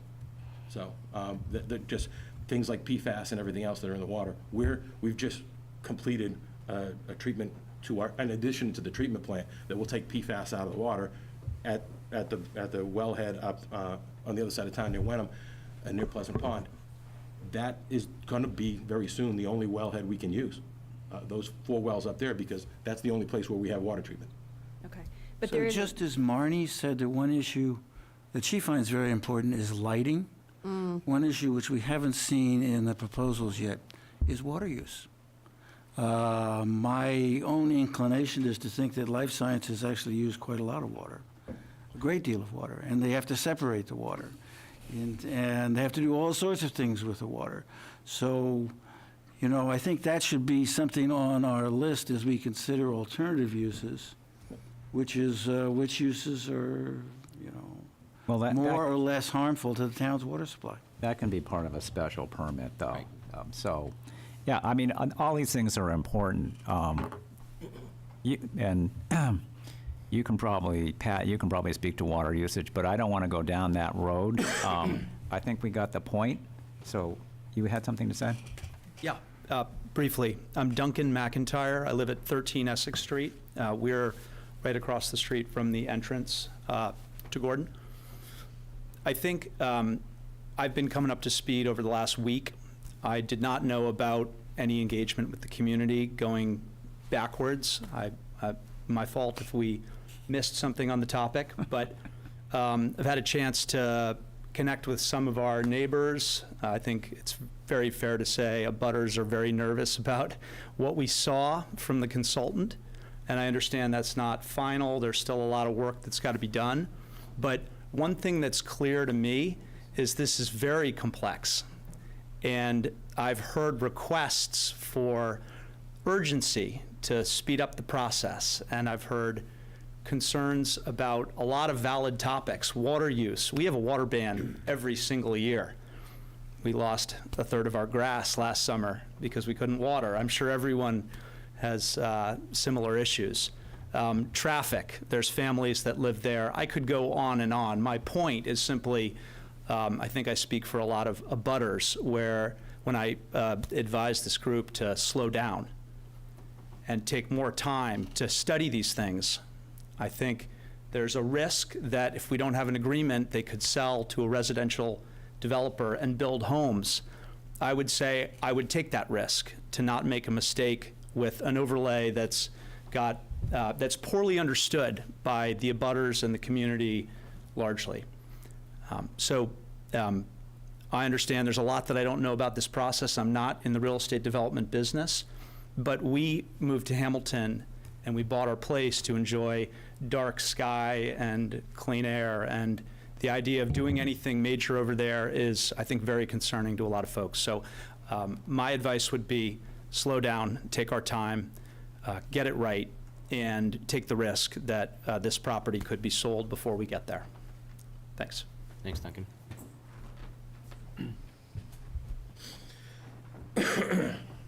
I just have to clarify something that has been said. The suggestion that the abutters haven't been involved in the consultation process up to now is simply not correct. We have had multiple meetings with the abutters. The consultants have had multiple meetings with the abutters.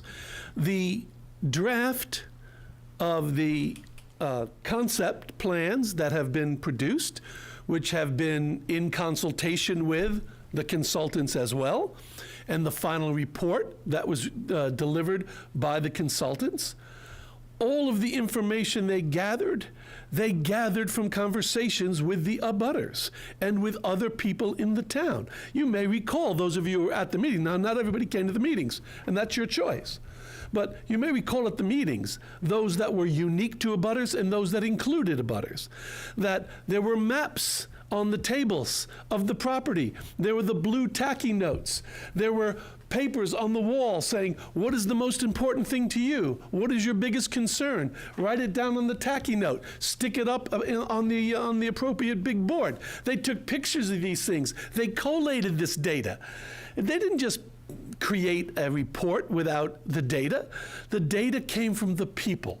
The data came from abutters and non-abutters. So I just want to make it clear, if the abutters feel as though they haven't been sufficiently asked about this, that is a reasonable opinion. But I don't want there to be the suggestion that there's been no input from the abutters, because they have been involved in every single one of the consultant meetings and meetings with ourselves, and the data that they contributed made it into those reports. Thank you.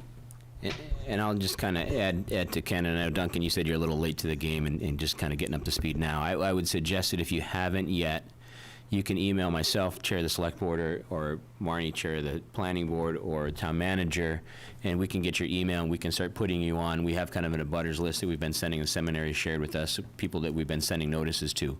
So you can get on that list, and you can also sign up on the Hamilton Town website. There's, I think, is it subscribe now on the bottom kind of part of the website, and you can click on that and enter your email information. It will give you updates on certain boards and agendas and meeting times, and then you'll know, and kind of it will give you a little notice in your email when meetings are and stuff. But that should hopefully help you out, keep you in the loop a little bit more. Yes, sir, go ahead. Yeah, my name is Casey Kokos. I live at 158 Essex Street. My property is abutted by their seminary on every side.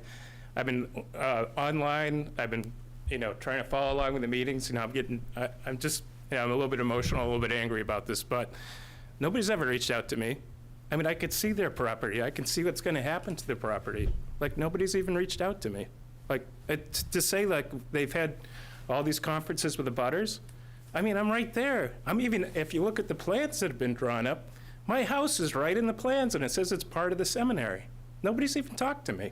So, I just respectfully disagree with, like, the process that's happening, and please, like, open it up to the people so that we can actually talk to people about it. Because we're in the dark. We're all trying to piece it all together, and we just don't see it. Thank you. Thank you. I would say I appreciate the emotion because it's, you know, it's hitting close to home, literally. So I would say, you know, with my comment to Duncan about kind of getting in the loop now that you know about it, please stay involved and, you know, be vocal and share your opinions and stuff and follow the process as it goes. You know, when we had the first abutters meeting at the seminary, we kind of got as many people as we thought we could, but we didn't get everybody because we didn't know everybody at the time. So we're hoping that there was a little bit more word of mouth between the abutters. And I think now it's starting to gain some momentum as we get more emails, but please stay in the loop and you know, we'll do what we can in posting on the sideboard and social media and stuff like that and get into the email loop and we'll get you connected. Thank you. Any other comments from anybody online or in the room? David Dowshand, I'm sorry, you had, and then you have a David Dowshand on the participants list. Hi, I'm Phil Down. I live at 185 Woodbury Street. I also live across the street from the seminary. Probably echo similar comments that I'm in the real estate development business and the commercial development business and have yet to be reached out to. But a couple things just to take into consideration on my behalf. Woodbury Street, even at its current capacity of what's going on in the campus, is very dangerous for children. My kids were very, very nervous about all the traffic on there. I've seen a couple plans on ingress, egress coming in off of Woodbury. That road was absolutely never designed to take the traffic flow going into the seminary today, let alone any future commercial-oriented development. There's a couple things that have been thrown out around commercial development. The office market is absolutely decimated right now. Boston has a difficult time to lease office assets. On the life science front, I appreciate your experience in that sector, but I've looked at a lot of properties throughout the Commonwealth, and I can only think of one project that was built in Boxborough that is on septic. Other than New England Biolabs, there's been very minimal life science. And as other people have alluded to here tonight, it's a very extensive water use. So I would just caution people here to understand economically, in my professional opinion, this is about maximizing future development opportunities for a seller, but I can tell you from the demand side, there is no market for commercial at the seminary. So, thank you. Thank you. I think you have on the Zoom, you have a David Dashand and then a John Shook, who haven't spoken yet. Okay, and David online, if you want to speak, go ahead. Good evening, this is Dave Dashkin. I'd like to address, I am in a butter. I'm the closest person to the wastewater treatment plant. In fact, I live at least, I live within like 150 feet of that plant. And nobody else on the seminary property lives within 3 times that distance from the plant. So my observation is, what you're proposing for the site is not amenable to those who abut. And as to the water, talking about the School Street well and the other well, before we look for some nebulous other sources of water, building another water treatment plant can't be nearly as expensive as looking for other sources, nebulous sources of water. I'll leave it at that. That's actually not true, so I'm not going to get into that. Let's go next. There's John Shook, and John Desby has his hand up again. I'm not sure if he wants to speak again, but John Shook. Yeah, and if we could ask, the one thing that could you speak up? Yeah, the one thing that's been said, a comment a couple times, is that the seminary may want to retain some of the property for themselves. And I don't remember anybody addressing this in terms of any of the plans or anything. I mean, I would think something like that would have to be ironed out before we look at anything in terms of overlays, the segmenting out of zones. I'm curious on those couple comments made by Ken or whoever from the seminary. What exactly is that, in terms of going forward? Thanks. Go ahead, Scott. I'm Scott Sundquist. I'm the president of the seminary. A lot of people have talked about the market. Oh, there's no way biolabs would go there. There's no way this would go there. We don't know. We don't know what the market's going to do. And that's why we contacted a real estate firm early on to find out what the market's like. And the real estate firm is an international firm, so the demand in Boston or the United States might be different than in Switzerland or Germany or Hong Kong. And so there may be need to move offices or oversight or overseas to the United States, so we don't know. And the market will determine, what sells first. It may be the apartments, it may be the top of the hill, but we have to be flexible with higher education the way it is today. We want to move to a smaller footprint, and that smaller footprint may be somewhere else, probably in the Boston area, because most of our faculty and staff live there, or the smaller footprint might be in part of the seminary. That's why we really need flexibility in the zoning, so that we don't know what the market's going to demand. And it might be that there's no demand at all for biolabs. That was suggested not by us, but by abutters. When we asked what kinds of property did you like developed, they said, oh, we like the Ipswich biolabs. And that's why we put it to our consultants to look into that. And they said 5 to 10% chance. And so there has been a lot of looking at the market so far. But once the real estate firm begins to market it, and we begin to find out who's interested and what the interests are, then we will determine if we're going to stay on part of the property or not. So I hope that helps. Sean, can we ask Mr. Whitten to respond also? I think there was a second part of that question as to if there was a legal ramification or legal need to do something different to allow the seminary to stay. I don't believe there is, but let's have Mr. Whitten answer that question, if he can. John, did you hear any of that? I did. I'm not sure of the question, though. Joe, could I just ask you to repeat that? I think that the resident, Mr. Shook, was basically asking if there needed to be some kind of agreement made to allow the seminary to sell a portion and retain a portion. I don't believe there is, but I'd like to hear from you. Yeah, I don't believe there would be. I mean, the town can create the zoning and the town can create the development agreement, but at the end of the day, it's still private property controlled by the seminary. So we could negotiate, the town could negotiate with the seminary in terms of phasing of sale, in terms of contingencies, perhaps even offering the town a right of first refusal. I mean, all that's on the table. But that's kind of probably as far as the town could go relative to any kind of attempt to stall or thwart the transfer of title. That we really can't do that unless it's by agreement. Thanks, John. Mr. Despic, did you want to speak again?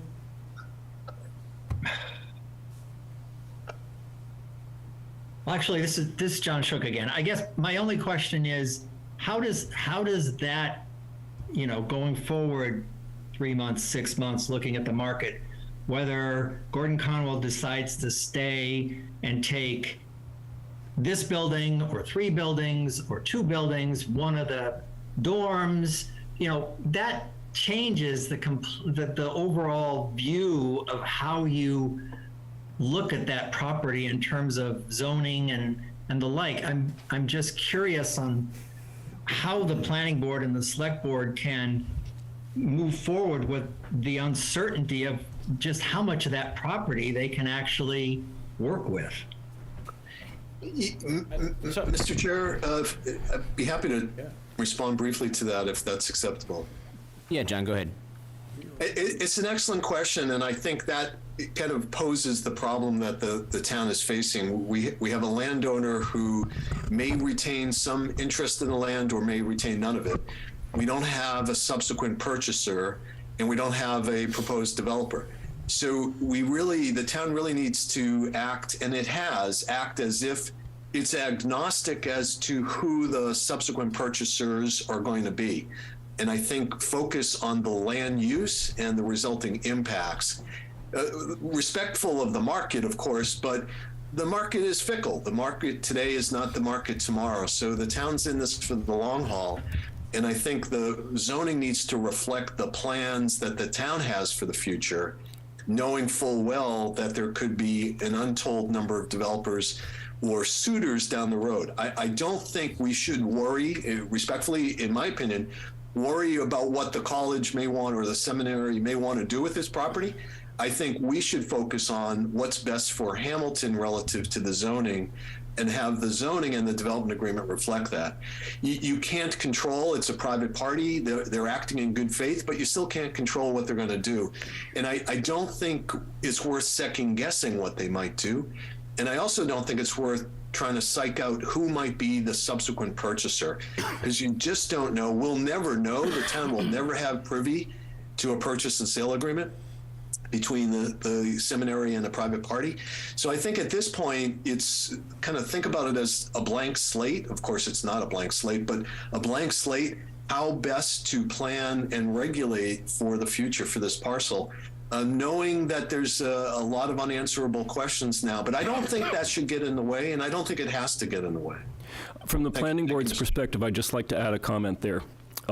This is kind of one example of why this puzzle is so complex, because the planning board has to devise zones, divide areas, divide neighborhoods, devise different ways of breaking this up without quite knowing how it might unfold with the seminary. We are trying to think of those things. We're not trying to overthink them, but we have to be cognizant of them. So it's complex. That's all. John, Tom Myers has his hand up. Well, he did. Now he doesn't. Does Mr. Despic want to speak again?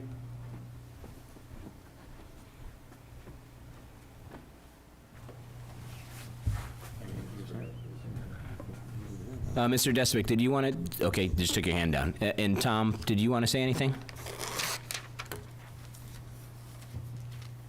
I'm okay for right now, thanks. Okay.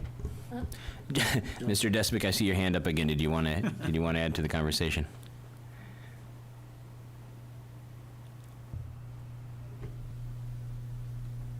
I guess feel free to chime in if you want to at any point. Muted. He's muted. He's muted. Oh, he needs to be unmuted, I'm trying. It's not working. All right, we can always come back to you, Mr. Despic. Okay, so any other comments from public or planning board, select board? I think I'm here again. I had a quick, oh, go ahead. Go ahead, John. I just wanted to say that I think Dr. Barnes is unaware that there were two abutters who were chosen to sort of represent the abutters in an ongoing working group, and that this group met on an introductory manner once and never again in that fashion to help form the final draft. And that's where I felt we were let down. And frankly, the report that was published does not reflect the input of certainly a number of the abutters. Thank you. That's all I want to say. I just want to slightly correct the record. Thank you, John. I didn't understand how the abutter process went about, and I don't know if there's a reason why we wouldn't send out some kind of notification via just plain old mail to the abutters to make sure, because it seems like that this has been a long process that they haven't been aware. So I don't know, maybe the seminary did send out something, but I was just wondering as a town if there's a reason why we wouldn't go ahead and do that. We did, I believe so, right? Patrick, you got an abutters list, and We've had an abutters list that we've used, that we've tried to engage with people. If, I would, I'm not sure who can hear me. yeah, thanks, Joe. I'm normally told that I speak loud enough, so You're getting your steps in. just to make sure. To anybody that feels like the processes have been somewhat truncated or you haven't been heard, first I'll apologize. We're doing our best. We're trying to reach out to everybody. We had a list that we got from the seminary that we've used a number of times to try to reach out and let people know about certain meetings that are going on. We haven't done it for every planning board meeting. Those are published. There's a public law that says how we have to advertise our meetings and our agendas, and we follow that law. It becomes a little bit cumbersome to do that, to do individual mailings for every regular meeting. So, but for any meeting that specifically was talking about this, we tried to reach out to people. I have a number of letters. If any of you feel that you haven't been contacted by us, feel free to send me your email, and I will start a new list, and I will just use the list that I get on new emails, and we'll add that to whatever we had previously, and hopefully that'll be better at getting people involved. The town manager's email is on the website. It's my first initial and last name, jdomilovitz@hamiltonma.gov. So J. Domalovitz is, yeah, you can copy it off the whole And you can just go far to better than mine, because I wouldn't be able to do that without my readers. You can also just go to the website, and I think you have the ability to cut and paste or click, and it will generate a thing. So everybody can email me. Lots of people already And do, just so. kind of, Ms. Bowe, you had a good kind of question, comment about the abutters list, and typically, thanks, Ken and Scott. Have a good night. Typically, and Patrick, you can clarify this, when we have a zoning hearing or something like that that affects abutters at a property that's your neighbor, is the distance, it's typically 100 feet is the distance for abutters, right? Or is it 300 feet? What is it? I can't remember. For a public hearing, of a rezoning, it needs to be 300 feet. And you're talking about the formal Yes. public hearing Public process, hearing. which we haven't entered We yet. haven't entered yet. Right. And in We're that not case, even then close. they get letters, though, at that point. Right, before at the that hearing. point when it's a Okay. public hearing. And I just wanted to kind of clarify that, because sometimes people may be a neighbor and not an abutter. right. And there's a difference between that distance in feet for the hearings and for any notification. So if you're beyond that 300 feet, you probably won't get a notification, but please include yourself if you want to be notified. Yeah, and I think there's a responsibility also of the abutters and neighbors and interested parties to actually reach out and connect. This hasn't been a secret for 12 months or more. So while I'm sensitive to the need to be reaching out and being inclusive, there's also a responsibility of people to share this information. If you hear something and say, hey, there's a meeting coming up, or they're having public hearings, you need to go.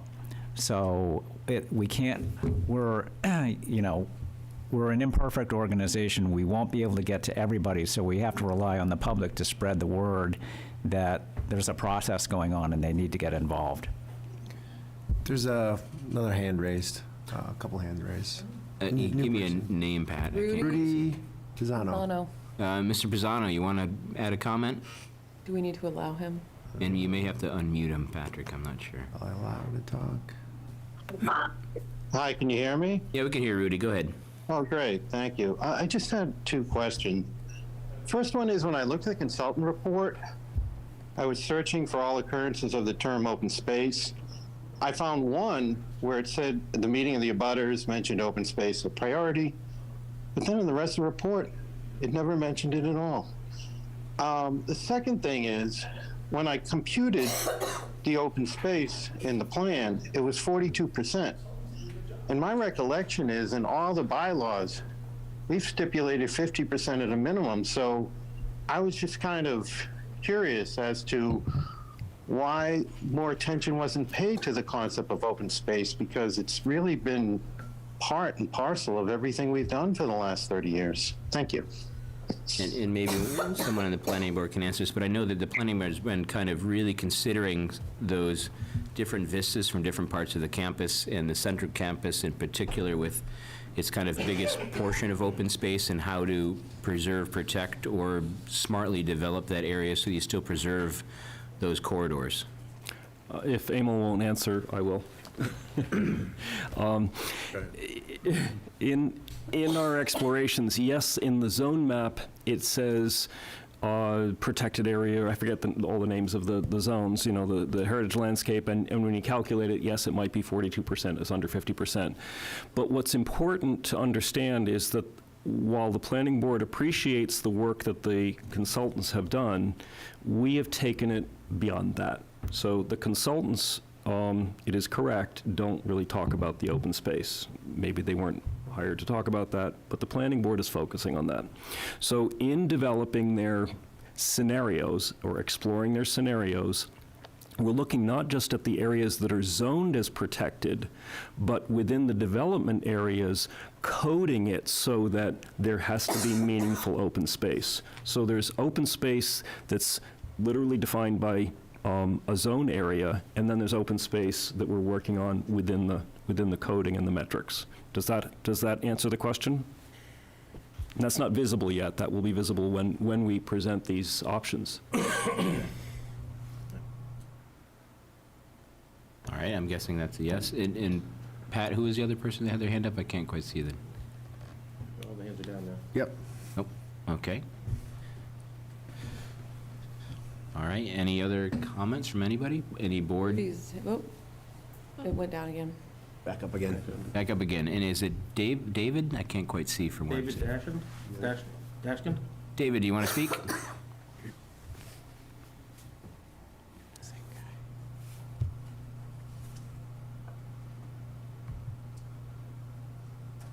Sorry, I was on mute. That's all right. Go ahead, David.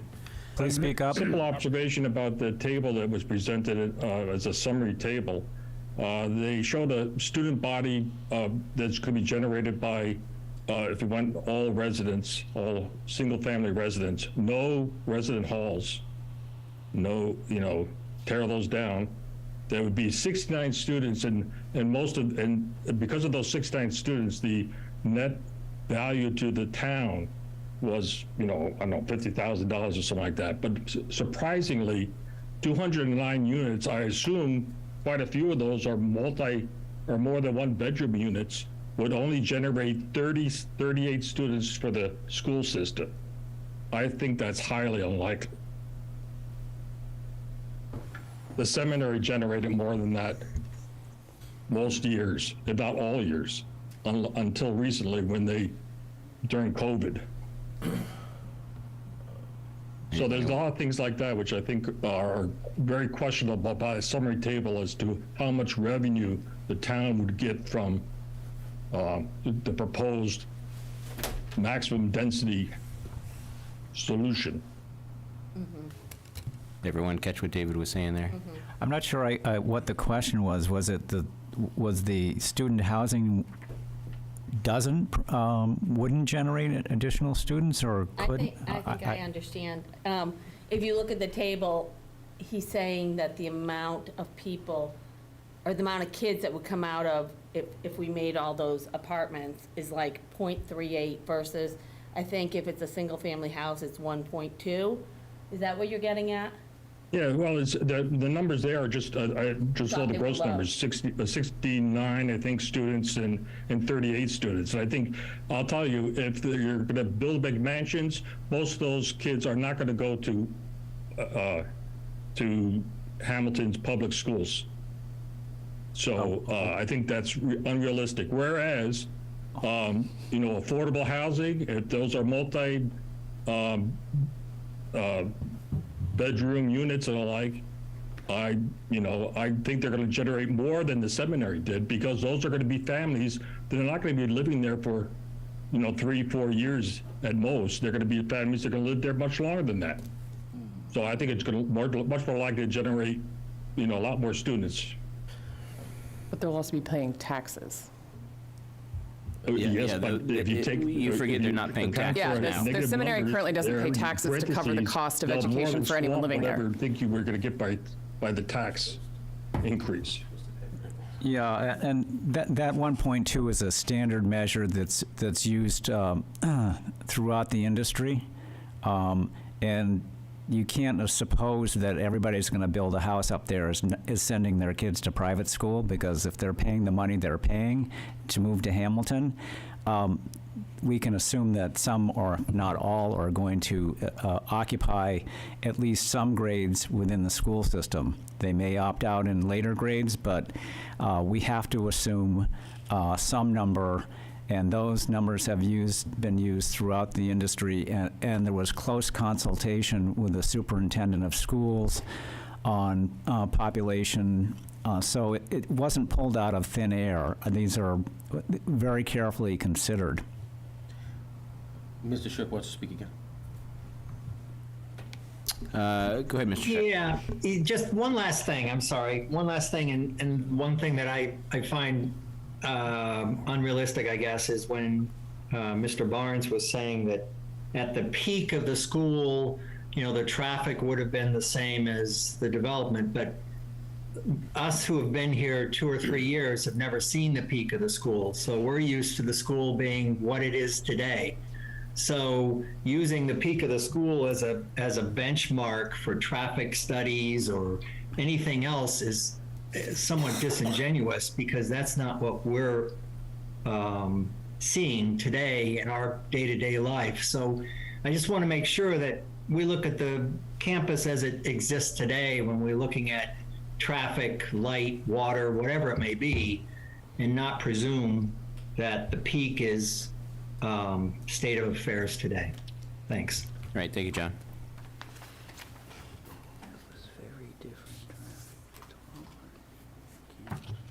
All right, so if no further comments, I would kind of open it to any board members to talk a little bit about next steps, and Mr. Witten, with him still online with us, kind of maybe the planning board's next meeting, kind of what your goals are. I think maybe we should have a timeline put together to kind of get us to the goal and some benchmarks that we can kind of work towards. I know you guys have been doing that, but I know Mr. Witten has asked for some information to populate some areas of the overlay district bylaw, and I don't know if he's gotten them yet.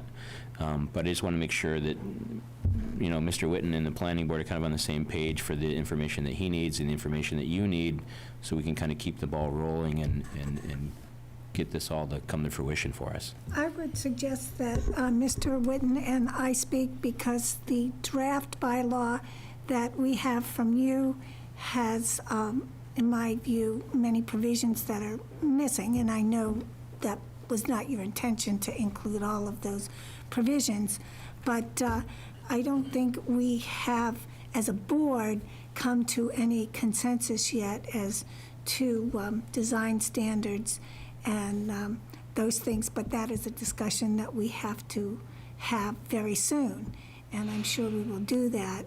And hopefully, if Emil and Jonathan work this weekend, we might be in a position to have that discussion on Tuesday at our next meeting on May 2nd. Madam Chair and Board, prior to Mr. Witten answering, I just say the town has made Mr. Witten available to the planning board to help with the drafting of the, and that includes regular contact with the chair as she needs. So you don't need to ask us on this issue about that. That's, you have access to Mr. Witten.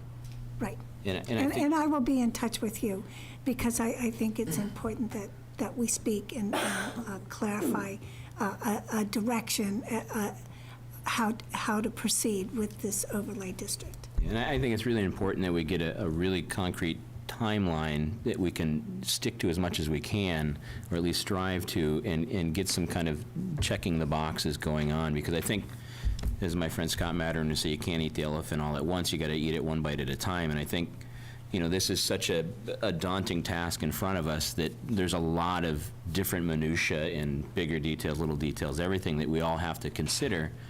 And having it all at once and trying to think about it all at once is very difficult. So if we can start kind of biting a little bit off at a time, that will start us rolling down and getting further along. And maybe it won't be so overwhelming for the planning board, select board, and Mr. Witten as we go along. Yeah, and I'd like, Neighbors. Or the neighbors, right, exactly. Yeah, I think having I think we as a board need to sort of establish where we're going. I think we need to have that conversation, and of course, you know, there's one huge problem, is that the planning board really meets twice a month. So, I mean, our ability to really move this along is circumscribed by the schedule that we have. And as a volunteer board, I wouldn't want to poll my members about their willingness to meet every week or twice a week to get this done. So, might I make a suggestion? And you don't have to do this, but it might be something that might be prudent, is maybe you establish some subcommittees within the group that tackle different parts of the bylaw and then bring it back and to absolutely, the group. and that is essentially what we're doing, but we not infrequently receive lots of cautions from Town Council Robin Stein about working groups. So yes, I mean, Emil and Jonathan work together, and they produce information that they will share with me, but I do not want to get involved in their conversations because that's the potential but I think it's still, we can work within those boundaries. Yes, and so the information that they provide me, then I can incorporate into drafts of the overlay district, and I can share that with Emil. But I do, at this point, want to be in touch with Mr. Witten. I'd like to just support what Mark Johnson said, and this really gets what you're saying, Marnie, is the fact that we're a volunteer board and we only meet traditionally 2 times a month is really start leaning on John Witten more heavily, is to feed him information and have him provide drafts to us of what we're thinking about, so that he's taking what Emil and Jonathan and other people are putting together and saying, okay, this is what you've told me, here's how we formulate this, so that every time we come back, he can have a product for us that advances the ball, rather than it all falling on the planning board members. And there's a danger here that the planning board is smoking its own exhaust, and that's not a shot at anybody on the planning board. Everybody has a lot of expertise and goodwill, but we need other viewpoints in this process. So I think that would accelerate the process, because I don't want to wait until a subgroup of the committee has what they think is relatively perfected, and then suddenly it comes out and this is where we're going, and then we have to go to John, and then it's like we have to figure out, well, does this work, and can we code that? Is let's work more cooperatively with a resource that's very expensive and the town is willing to pay for to advance the schedule. Yeah, I think that's a great idea. If I can just. I think that's just what I said. Yeah. Well, Okay? So, you reiterated what I said. Okay, well, good, because So then I agree with Rick and Marnie. I just wanted to make sure I heard what you said, and what I said is what you thought. Well, I took it one step further. Just, that's what we as a planning board do. We get a draft and we take it one step further. And so I'm ready to have a conversation with him. As I said, there's still parts of any overlay district that will require placeholders.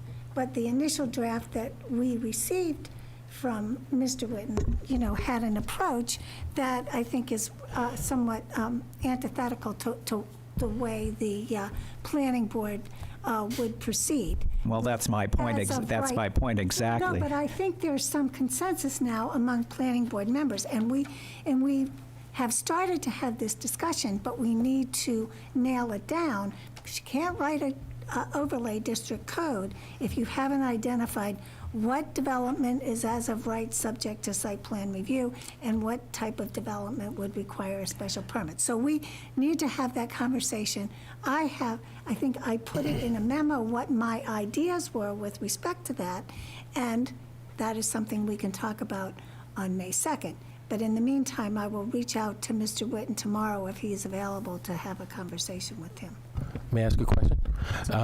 So, to help me do my job, we've had a lot of discussion tonight about, and in previous communications from members of the planning board, about a need to have until October or the fall, for instance, to be able to consider this. Can I ask and have the board's vote if that's what you want to agree to work towards? I can work with the planning board with the select board to set up a schedule that would accommodate that.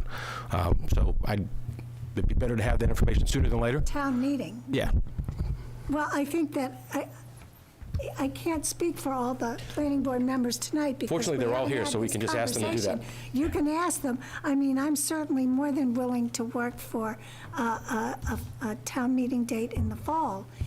As I said to Emil, though, once we get the draft, we're 1/3 of the way there, because we have to then try and tear this whole thing apart, searching for the holes, like the hole we found in the stormwater management bylaw, make sure that doesn't exist. And then we have to look at all the other bylaws, zoning bylaws, that are implicated by a new bylaw. So there are a number of bylaws that have to be amended in conjunction with. I fully understand and appreciate the complexity. I'm just asking if the planning board members would all say yay or nay that they are willing to work toward a fall town meeting. If you are, then I can work with the select board to set up a schedule that can accommodate that. So I'll speak for myself. I'll say yes. We should set that deadline.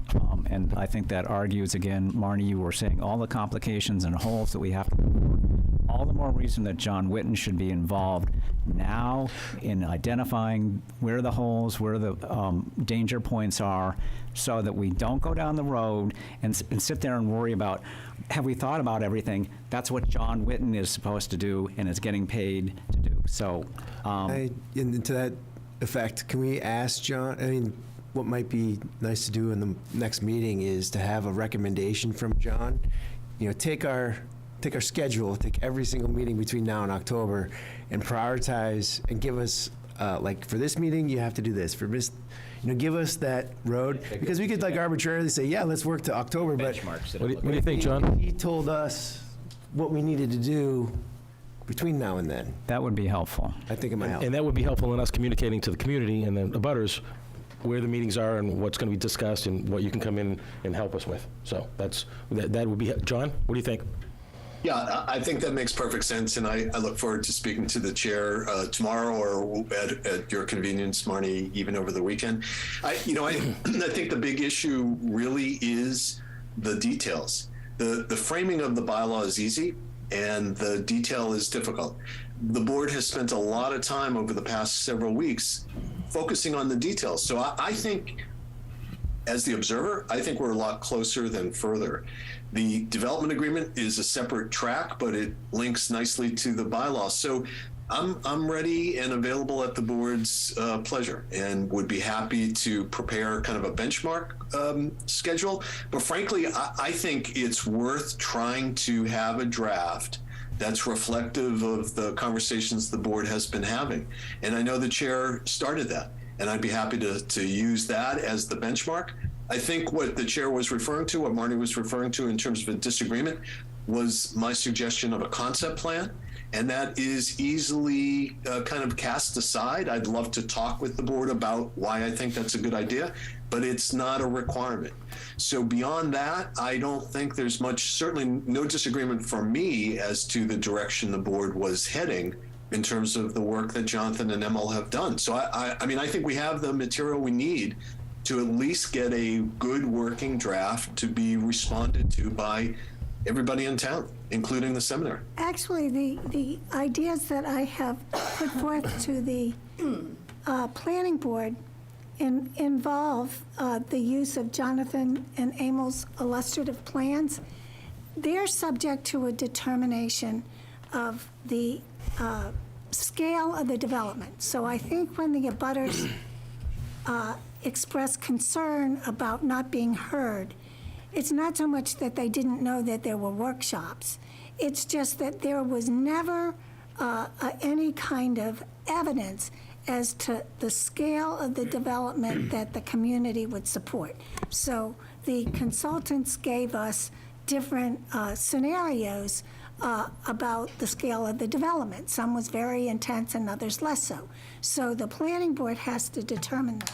But Jonathan and Emil's illustrative drawings, if those are finalized and voted by the planning board, could be the basis of some type of as-of-right development subject to site plan review. The reuse of existing buildings would be as of right, subject to site plan review. And then, of course, new construction, which has many more impacts, can be the subject of special permit with some level of import. I mean, you use from 2 to 10. I mean, that can be subject to negotiation or subject to discussion among the board. So there's a framework that I've envisioned, and the concept plan would be for a developer who was not interested in the illustrative plans. So the concept plan that you set forth in your draft overlay district, I've kind of incorporated in what I've been thinking about and set forth parameters for that, the way you did, and I actually used yours. But essentially a carrot and a stick. If the planning board has some ideas of how that site should be configured, and a developer buys into that, then their permitting process is as of right, subject to site plan review. And site plan review is, I look at it as just a given, because that's the way the planning board determines safety and utilities and traffic and lighting, we condition the as-of-right development so that there are no adverse impacts, not just to the abutters, but to future development on the site. So I know, Bill, you wanted to say something. I just wanted to say, as a former abutter, I'm a little bit disturbed that so many of them showed up here without seeming knowledge about what was going on. So to avoid having an open meeting, I would personally, if someone could handle the logistics, Patrick, be willing to meet with a list of 30 or 40 abutters, all of whom are guaranteed to have received snail mail post of the meeting, and explain to them what's transpired on Bridge Street and why that's different than what we're looking at on the Hill, and maybe to illustrate some of Emil's and Jonathan's drawings and ask for their input. That would not be an official planning board meeting, but they would learn what they need to know. That's great, Patrick, and I will help with that. Can I ask that we had 2 votes? I'd like the other 5 members to let me know what they want us to do. Members? 6. Well, you have 5 more voting members. You have 7 members that vote, right? So. Yeah, we have 7 voting members. Right. You and Marnie have both said yay. Oh, okay. Said that you'd work towards that. That's what I heard. I said we were, You said you were willing to work toward a fall town meeting. Ernie, I'm leery of making a promise that I might not be able to keep. I'm just asking that you're willing to work toward is what I asked for. So that's. I will definitely be willing to work toward that. That's Rick Mitchell is willing to work for that, and I won't speak for anyone else. Where I come from, that's a yes. So, Emil? Yeah, what I'm going to say is I'd like to wait until I hear from John Whitten after he sees our outline and sees the draft report. To date, he's the one who can really answer that question. I'll work all that I can to get it done, that's for sure. But if you want to take a vote next Tuesday night, we can do that, because maybe we would have heard from Mr. Whitten on that by that time. So I think it's contingent on his accepting the process we've been doing. I know there's some comments about exhaust smoke and so forth, but I think we're a lot further along than I think John Whitten is right. There's been a heck of a lot of information prepared, and it's about filling in the details now on that, which are now need to be discussed by the planning board. But the outline is there. The whole framework is in place. There's a lot of writing to go on it, but we're a lot further along. So, Emil, your concern is that it will take longer than 6 months. Well, I will say, having been involved in a couple of towns where they did exactly the same thing that we're trying to do here, only a little bit differently, but that is a lot simpler project. They typically take 6 months to do it, to write a code. 6 months. Now that, and I've gone through that with a couple of towns, so that is not, this is not a fast track. No. I'm trying to get, so we kicked off in October. You have to get so we're saying 12 months, but you're saying the remaining 6, you're concerned is not enough time. We really started in January. So January to 9 months. So we're saying 9 October months would be is 10 months. 10 So, months is insufficient time. This is brand new. Or volunteers who Brand new meet twice last a week. month. So No, I'm not. Yeah, I'm literally just telling trying you, to get you have to get a realistic picture. a notional idea. You think maybe 9 months would be a more comfortable time frame? As I said, I want to talk with Mr. Whitten. If he's totally on board with everything he's seen. Are there any other members? I respect your decision not to vote right now. I'll abstain then. But I'm going to push. I'm a town manager. I'm supposed to be pushy. Are any of the members that haven't spoken up willing to vote one way or the other? I'd love to get a straw poll, an idea of what you're thinking. Norton? Yeah, I vote that we try to do it. I want to establish a plan to get there. Mr. Wheaton? Yeah, I would vote for that as a goal. Okay. Mr. Poore? Not a commitment. I would vote for that as a goal, but I would also echo Emil's comment, and I'm heartened that we have access to Mr. Whitten. Yeah. That's what's been needed all along. I would also concur with Emil that there's a lot of work that has been done that the board hasn't deliberated on yet. Yep. And there's a lot of input that we haven't got from the community yet. Absolutely, and that's scheduled to be done. Right. That's scheduled to be done. And even if Emil and I work every spare moment to move this ball down the road.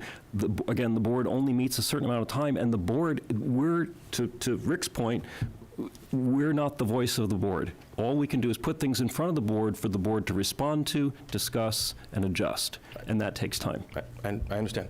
Beth? So I'm committed to pushing that ball as hard as I can. I appreciate that.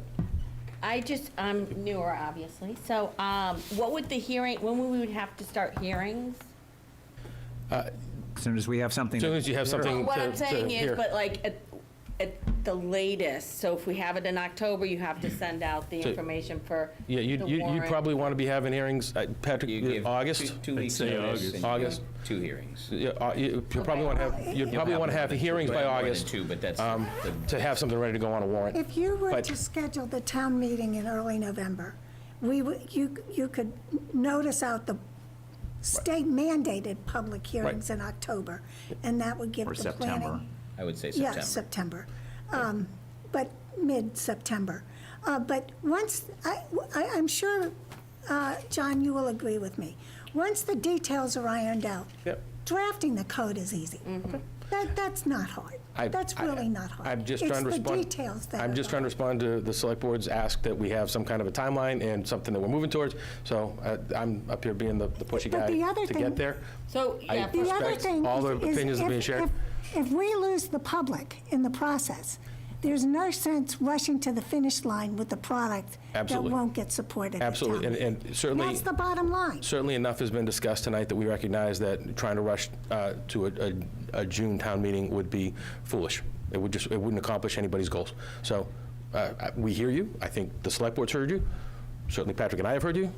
I believe the seminary's heard you. So we're trying to accommodate all that. So happy to, I read that as, 6 yeses and an abstention. We haven't heard from, I didn't get a, Oh, well, no, I'm sorry. I was just trying to get an idea, so that means by the end of July, so that gives us, end of July May. for what? Gives you 6 meetings between now and the end of July to Before we- kind of have a draft enough together to Correct. So, yeah. right. So, I mean, again, I would support that goal. I'm not as sure about how it goes. There you go, Mr. Chairman. Take it as a win.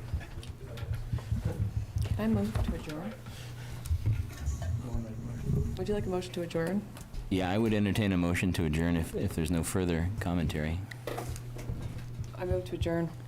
Any second from my board? Second. All right, all those in favor, and we're going to do a roll call vote because Mr. Myers is joining us via Zoom. Tom, if you want to be the first vote to adjourn. Tom Myers, aye. Thank you, sir. Bill Wilson, aye. Caroline Beaulieu, aye. And myself, Sean Farrell, aye. Select board is adjourned. Marnie, it's your show. Yes, I'll entertain a motion to adjourn this planning board meeting. So moved? I'll second. When I call your name, please indicate your assent to this motion, and if you don't assent, you have to go into the corner. You're stuck Be here all night. punished. Jonathan Poor, Jonathan Poor, aye. Bill Wheaton, Bill Wheaton, aye. Emil Dahlquist, Emil Dahlquist, aye. Rick Mitchell, Rick Mitchell, aye. Beth Herr, Beth, her aye. Pat Norton, Pat Norton, aye. and Marnie Crouch, aye. And I'd just like to say before we close out and Joe closes Zoom, thank you all for joining us online. We really appreciate you taking the time. It was a long one tonight, and appreciate everyone coming tonight in person. Please continue to show up online and in person and be a part of the process. Thank you.